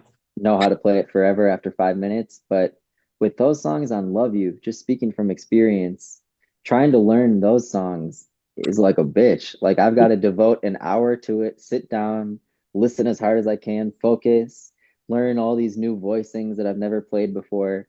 Because the writing on that album is just very sophisticated musically. Yeah, which I think also like makes me even appreciate even more that Al's band is doing this. The fact that Darian, I think, isolated each of the elements from the album. Like he took each of the tracks, like the synthesizer and the guitar, and basically they had to study these parts and get them down to a T to recreate the sound of them. Like it really is amazing that they're out there playing almost the whole album when you describe, how complex a lot of these songs are. So all right, so before we move on here to our top 10 song list, I did want to mention a few honorable mentions in terms of albums that just missed my list. So the first one, 2020, this was the one album that made my original list from our, when we first did this top 10 ranking, but got bumped for this one. The thing with this album, I think the highlights are amazing. I love songs like Do It Again and I Can Hear Music and Time to Get Alone, Cabin Essence. But it is a bit too inconsistent for me, especially the first half. Like the way the first half is structured, it's kind of like, okay, song I like, skip. Song I like, okay, not too crazy about this one. Song I like, skip. So it never really develops a great flow for me. But overall, though, it is still an enjoyable listen. I do still like the album, but it's definitely not one of their most consistent. All Summer Long, I would probably put that one right around 2020, like just outside my top 10. I think it has some amazing highlights, but again, just a bit too inconsistent for me. And then if we were including albums besides the studio albums, In Concert, I think is a great live album, the 1973 one. So many great performances on there. I love hearing live versions of songs like Sail on Sailor and that cool bluesy version of Let the Wind Blow. We Got Love is a banger as well. And then if we were to include solo albums in our ranking, the two that I would consider including, Pacific Ocean Blue. Honestly, if we were including this album, it probably would make my top 10. I'd probably put it somewhere around 8 or 9, so kind of around like Wild Honey or Friends level for me. Um, it's an incredible album. I love the production on it. I love the ballads. It's just such a moving and emotional listen. Not like a flawless record for me, but the songs that I love, I absolutely love. And then Brian Wilson 88, it's one that, if we were including solo albums, I might consider putting it on. A lot of really great songs in there, like Melt Away and Love and Mercy. And there are so many, a lot of really cool tracks. But Overall, probably would just miss the cut for me. So those are some honorable mentions from me. Nate, since you didn't do the full ranking with Riley and Matt, are there any ones that you really debated, including in your top 10 that could make the cut? Well, I'll just mention for my honorable mentions. Before we filmed, I asked Jake Oh, whether I could include compilations or not, and he said stick to studio albums. So my honorable mentions are compilations. mhm. So obviously, I have to include Endless Summer. The reason I'm a Beach Boys fan, I think it's just such a incredible collection of songs that really epitomizes what they meant to America and meant to the world. Next would be Sounds of Summer. I think that's just the best career spanning single CD album you could have with the Beach Boys. Next, I really, really adore that Beach Boys and the Royal Philharmonic album from 2018. I think some of those arrangements are just mind blowing and maybe even rival the originals or improve upon the originals. Because, I mean, gosh, those players in the Royal Philharmonic Orchestra are some of the greatest musicians alive. So then you pair that with some of the best songs ever written and the Beach Boys vocals, and it's just a great listen. And then finally, I'll include Lost and Found from 1991. And that's the first time the 1961 Hype Morgan stuff was officially released by the band and not just appearing on bootlegs or K-Tel albums. And I think that material is just so underrated. And I've said this so many times, but to me, the Hype Morgan Beach Boys stuff is like their equivalent of Elvis's Son songs, just because they're so acoustically based and it's has almost like a folk, country, and western element, but it's because it's so early in rock and roll that it's like still the primitive days of rock music, but there's just so much charm on those early recordings. So those are my honorable mentions. Matt gives an honorable mention to Spirit of America for the cover alone, right, Matt? Oh No, yeah, I would have no, included I that mean, too. I already did the whole ranking with Riley, but if we're giving honorable mentions to solo albums, Brian Yeah. Wilson's That Like Old Sun, that is a great, great solo album, and also Uh, Pacific Ocean Blue as well. yeah. Riley, is there a solo album that if we were including? Wilson 88. I don't know if I'd put it top 10, but I think it deserves its mention. I mean, I'm just a fan of the melodies on it. The synth work is very unique to that album alone. And I know you mentioned it, but not solo, but in Concert 73, if we were including it, I'd probably put that in my top 10. I'm a big fan of live albums and, concerts that they're doing the songs but they're doing them a little different. Like I don't like it when artists completely rewrite the song, but I think when it has more energy than the studio recording, it has a bit more slightly different arrangement, like i.e. That Help Me Rhonda from that album I think is my go-to for Help Me Rhonda. Um, so I love In Concert from 73 and I'd say Wilson 88. I mean, albums that we didn't include, Smile Sessions, that would probably be like 18 on my list. Here come the pitchforks. We didn't do Christmas. We didn't do Ooh, Christmas. wow, I'm so scared. We didn't do Christmas album. I know. Christmas album? I don't think I can rank that. Yeah, me neither. Me neither. It's great for what it is, but I can't put it up against. It's meant to be a Christmas album. Yeah, Uh, I don't try. Yeah, I know we didn't rank that one. Adult Child. I'd probably put that above the Smile Sessions, but I would too. I I don't would. know where, honestly, I don't know where I would rank Adult Child. I'm not as high on yeah. it as a lot of other people are. Um, Um, but compilations, Nate hit the nail on the head with Endless Summer. That's almost as good as you can get for the early years. That Endless Harmony, not Endless Harmony, 10 Years of Harmony comp is also really good. But mm. yeah, that's about it. All right, so now we're going to get into a very brief rundown of our top 10 or updated top 10 favorite Beach Boys songs. So, what we're going to do is we can either read them off chronologically, or if you do have your own set ranking, you can read them off in your own ranking. So I know Riley, you probably have yours in order, right? So do you want to read Yeah, off sure. your top 10? All right. Rough order. Hmm. And I'm definitely a little bit biased. Your summer dream, the warmth of the sun, all summer long, forever, in my room, all I want to do, the California saga as a whole. Let's go away for a while. Please let me wonder, and I get around. Hmm. That's a good list. A lot of good stuff on there. I guess I'll go. So here's my top 10. I did mine just chronologically. I didn't even want to bother ranking these because like my opinion is gonna just Yeah, change. my list is gonna be so different tomorrow. Yeah, so chronologically, Please Let Me Wonder, She Knows Me Too Well, Let Him Run Wild, Don't Talk, Put Your Head on My Shoulder, God Only Knows, Deirdre, All I Want to Do, Forever, Disney Girls, and All This Is That are my top 10. That's a good list. So mine right now, and this is right now chronologically. Ask me tomorrow, you probably get 10 different ones. Don't worry, baby. Please let me wonder. Let him run wild. God only knows. I'm waiting for the day. Forever. All I want to do. Feel flows. Here she comes. And the night was so young. Nate, All Wild. right, going from I would say, going from 10 to 1, but here we like you guys said, it's so hard to rank these It's songs. so, And dude, I already missed like three songs I want to say. I want to say it right now. go ahead, Nate. but getting into it, 10, California Saga, Hmm. Al's portion of the trilogy. 9, Marcella. Hmm. 8, Rock and Roll Music, and I'll always have to put the caveat, the 45 version. 7, Kokomo, just a perfect 80s pop song. 6, Surfin' Safari. Just an electric energy comes off of that one. 5, The Night Was So Young, one of the most gorgeous ballads ever. 4, one of the other most gorgeous ballads ever, The Warmth of the Sun. 3, Do It Again, just super futuristic production, one of the best concert Man, openers. 2, Let Us Go On This Way. There's just something so addictive about this song. so I autistic. love the melody, love the chord changes.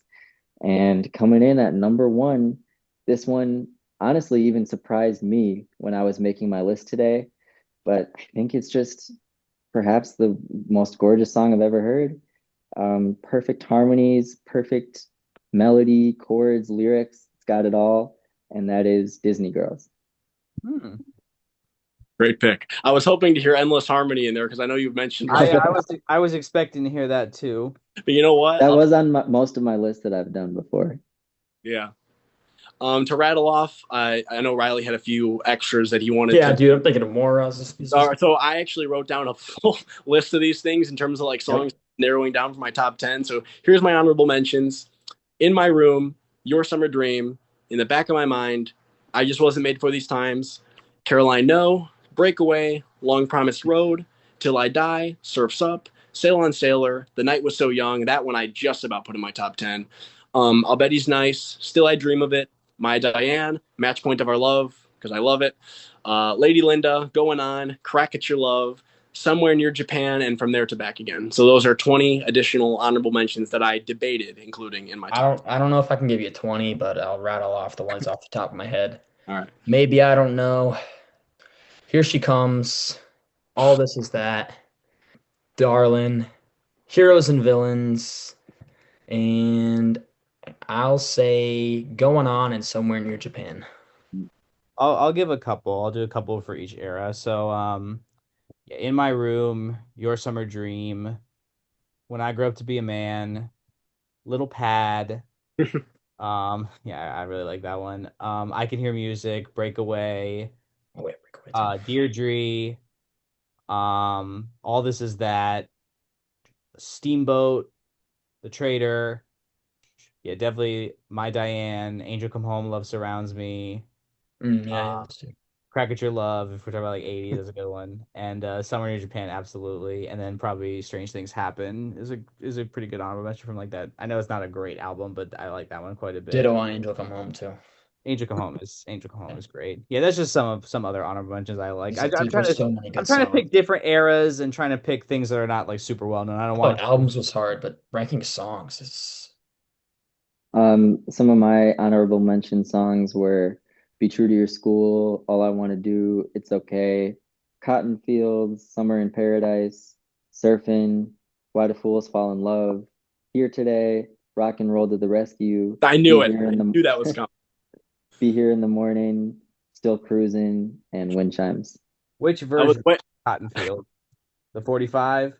Either, but 45 takes the cake. I love the 45. I do not care for the 2020 version. That I know Justin liked that one better, but I'm sorry. I think it's a mess. 45 though, I dig the 45. That's a One good. of their best covers, in my opinion. Oh, the 45, the 41, 45 one kicks ass. That's if I could add one song to Al's set list that he didn't play when I saw him, that one. I would love to hear him sing that one.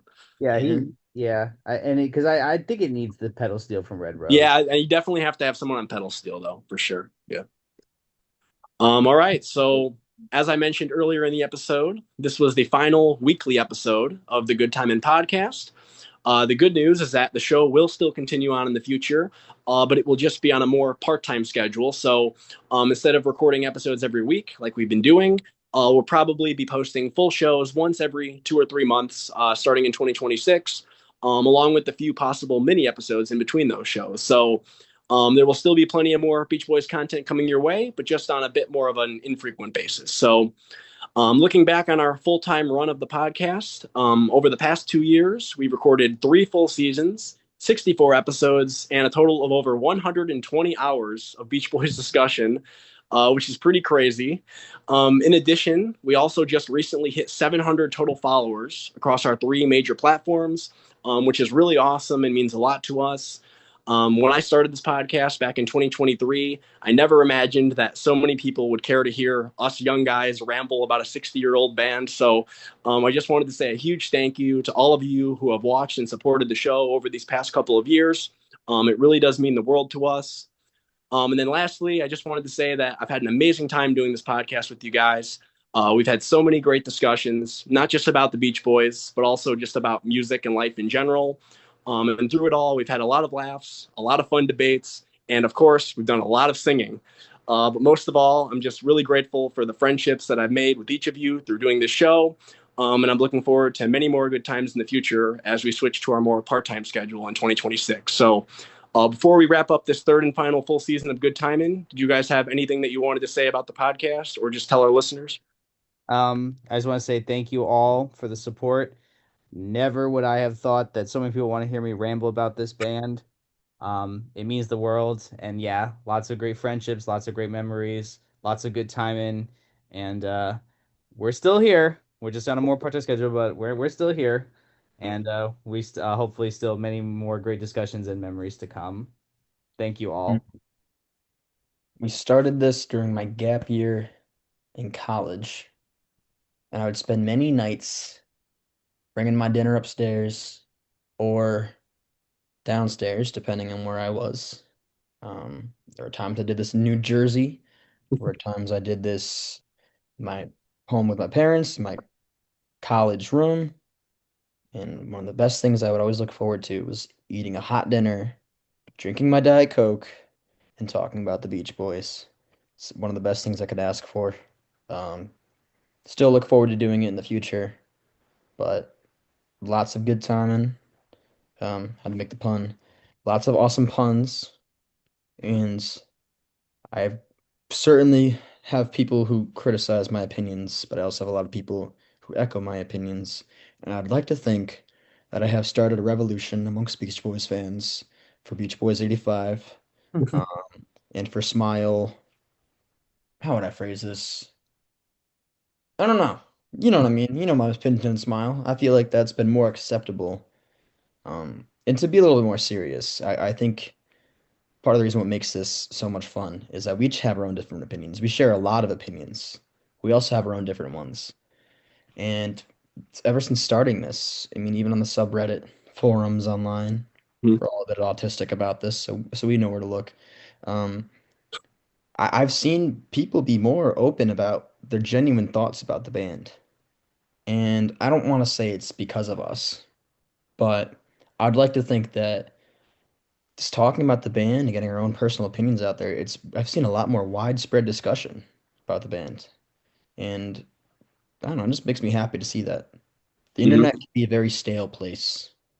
And going into the subreddits and stuff and seeing people with 600 downvotes because they said something. It's like, shit, man, at least they said it. But TLDR, I'm glad I've had a chance to eat my hot dinner, drink my Diet Coke, and talk about the Beach Boys because those are some of the best nights I've had recently.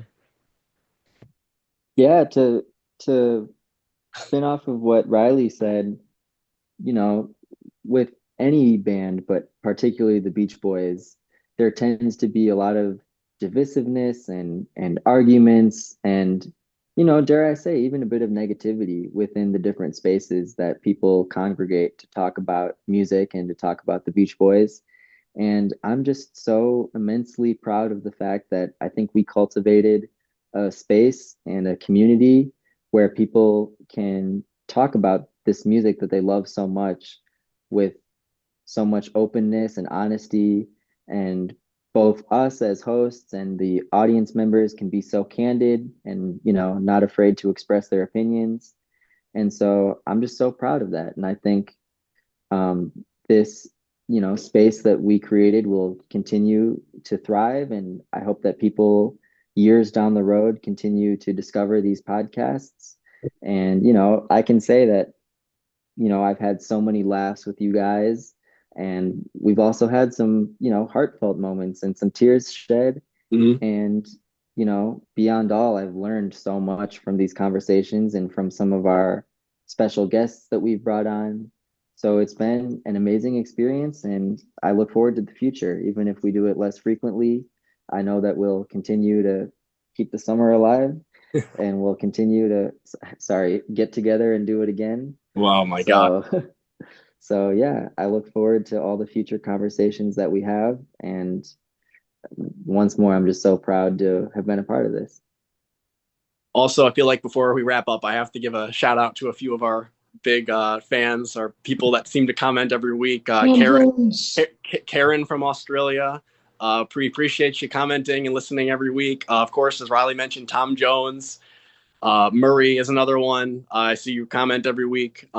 Really appreciate the Yeah. support. That's one of the things that honestly has kind of surprised me the most is like, even though like relatively speaking, we don't have a huge following compared to a lot of other podcasts, but the people that like this podcast seem to really like it a lot. And we really appreciate that. The fact that we have people that listen to this show every week and share their thoughts. And, it just means a lot to us, that like, Yeah. us three guys or four guys just talking about this old band and like people really like to hear our thoughts. It means a lot. So thank you guys. Dude, I read the comments in the middle of my classes when I get bored, and I like going to see all the if we ever get a new one. I'm like, oh, what did this person say? I don't really care what they say. The fact that somebody took the time, type out something, I would say 90% of the time, really kind, being like, Mhm. this is the best Beach Boys podcast out there. I'm like, no, we're not, but thank you. Like, I uh it's I something I also look forward to every day. It is nice. I also want to give a shout out to a lot of other special guests we've had. First of all, shout out to our one of our original co-hosts, Justin from Mhm. Canada. Wherever you are, buddy. Hope you're doing well. Love you, man. Always in our hearts. Um, Obviously David Beard, Steve That was from awesome. Boys Basement. We had Thomas from Sound of Free, Your friend Derek. my friend Derek. Yeah. Um, We got a lot of really great guests, and every time we have a guest on, I feel like it's a very interesting conversation Yeah. because we get a new group of perspectives in the mix. Some new opinions that maybe are go against some of the stuff that we say. So it's been a lot of fun having guests, and hopefully I, down the road, we'll have some more guests and maybe some more interviews as well. So I also like hearing the generational differences sometimes. Like, I mean, a guy like Steve and David Beard, um, awesome, by the way. Some of my favorite episodes we've done. 85 is probably my favorite. Also, still cruising. mhm. It's awesome hearing somebody who's like been around a little bit longer than us to give us the little bit of perspective. Before we do end, I did want to ask, considering Nate is our Bruce, and there's three of us, which of the Wilson brothers are we each? Well, I'm I feel like I have to be Brian because I'm running this damn thing. Okay, get okay. Yeah, you're Brian because you run it. I'm Carl because I'm chubby, and you're Dennis because you're good looking. Dude. Matt, you just that.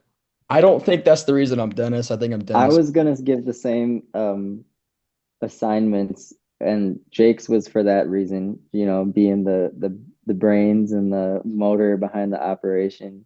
Yeah. And then Matt, I sort of was gonna say Carl for you as being like you, I think in a lot of our conversations, you've held like the middle ground or been like the bit of like a peacekeeper or like Meteor. mediator when Yeah. I things get try. I hot. try. And then Riley, you've got Dennis's like passion. And like I'm sure Dennis never minced words. He always said what he felt. So you probably That is fall into that definitely me. category. And hey, I take the um Bruce hat with honor. I know you do. Hey, and Bruce has done some great production, and you do some great production, Nate. So There we go. yeah. Oh, I also wanted to give a shout out before we get Jim Murphy. We had him on from Yes. Yes. Becoming the Beach Boys. Yes. becoming That yeah for episode's our like one of our best. Yeah. And a lot Also, do we have a favorite episode? I know we're trying to do too much, but favorite episode. I really enjoyed. I won't pick one in particular, but I really enjoyed our draft episodes. I think those were a lot of fun. I've actually rewatched those a couple of times. They're really fun. The worst of the dog shit album draft was so much fun. that was hilarious. So many hilarious songs like Lady Liberty and just like seeing you guys laugh. It was a really fun time.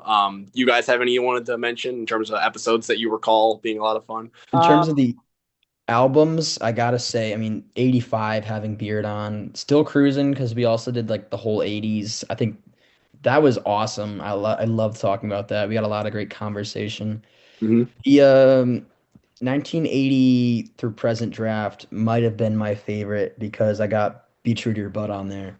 I'm Also, still the recent one we did, I think that one was maybe not my favorite episode in terms of like looking back, but I think it's the most fun I had recording an episode was like required a lot of strategy.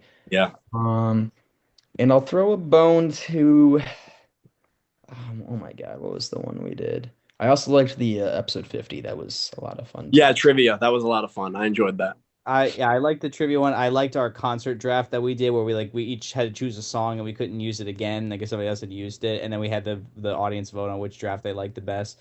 And then I really liked our Christmas album discussion when we also made our Christmas album list where we did, like That was a good a one. Christmas song that we like, and I thought we had a pretty interesting eclectic um list.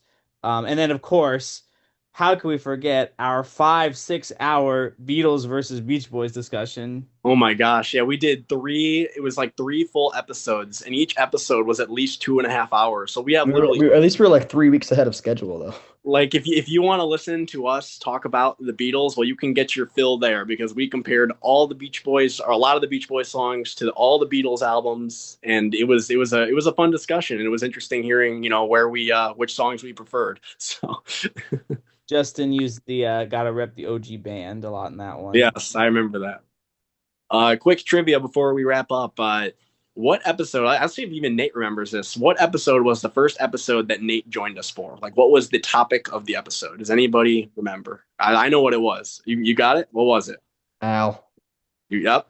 Al Uh, Jardine. just that That too. was the I one. I remember I wasn't there for that one, but I remember Yeah, Nate. you weren't. I was wondering if you were going to get that one. No, Yeah. I remember it was But Al. isn't it like episode 16? Yeah, like episode 15, 16. Yep. Yep. So, Yeah, My my highlights, four actually come to mind primarily, and they're kind of grouped, but I really liked doing 15 Big Ones and Summer in Paradise because I think we took two albums that are almost universally maligned and managed to have really positive, mhm. uplifting conversations about them. And even since releasing those episodes and also still cruising, I do see more positive discourse about those records in the community now. And I think we may have played some small part in that. And then I really enjoyed doing the Mike episode because I think you'd almost be hard pressed to find um, hours long content that's earnestly praising Mike without any like bashing or Oh negativity yeah, or I gave my little letter snarkiness. at the end. That was Yeah, that was the highlight of the episode for me. oh And thanks. then I really liked doing the Bruce episode as well because Yeah. I think Bruce is such a like mystery man or almost like an enigma in like the greater rock world because there's just so much that he's been a part of that I think with that one we really kind of got to be like almost like detectives. And for me, that was definitely the episode that took the most research and a lot of like deep digging to learn about those early days. So I think if someone wanted to be like educated by an episode as well, I think we packed a lot of fun facts and little tidbits into that Bruce episode. Riley, remember the hot doggers? That was a fun one. Yeah. I also want to mention, I guess, two other episodes I just thought of. I really loved the Love You Adult Child discussion we had. I That thought was a good one. That was a great one. a lot of, it was really fun getting to go one by one through each of those tracks and hear your guys' like very differing opinions on a lot of those songs. And then what was the other one I was thinking of? Our most viewed episode to date, the live show discussion, the 1970, I think it was 1970 to present. That was great. Yeah. That was a lot of really interesting tidbits in there. Justin really gave us a lot of interesting facts and things that I didn't even know about. There's also some cool photos in that episode as well, if you go back and watch it, that I threw in there as well. So I think that's a really cool episode. I'm glad that a lot of people seem to like that one. So. All right, so we will wrap it up there. So thank you, everybody, for listening to the 64th episode of Good Timin'. I hope you all enjoyed the show. I had a really fun time not only doing this top 10 ranking with you guys tonight, but also just doing this podcast together these past 2 years.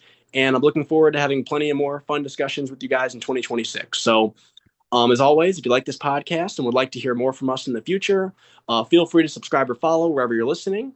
We greatly appreciate the support, as it motivates us to make more episodes in the future. Also, as a reminder, the Good Timin' podcast is available on YouTube, Spotify, and Apple Podcasts. So there's plenty of different places to listen and keep up with the show. So from me, Riley, Matt, and Nate, thank you again, everybody, for supporting the podcast these past 2 years. It's meant the world to us, and we hope that you had as much fun listening to the show as we did recording it. So have a great rest of 2025, and we will see you all soon. Bye-bye.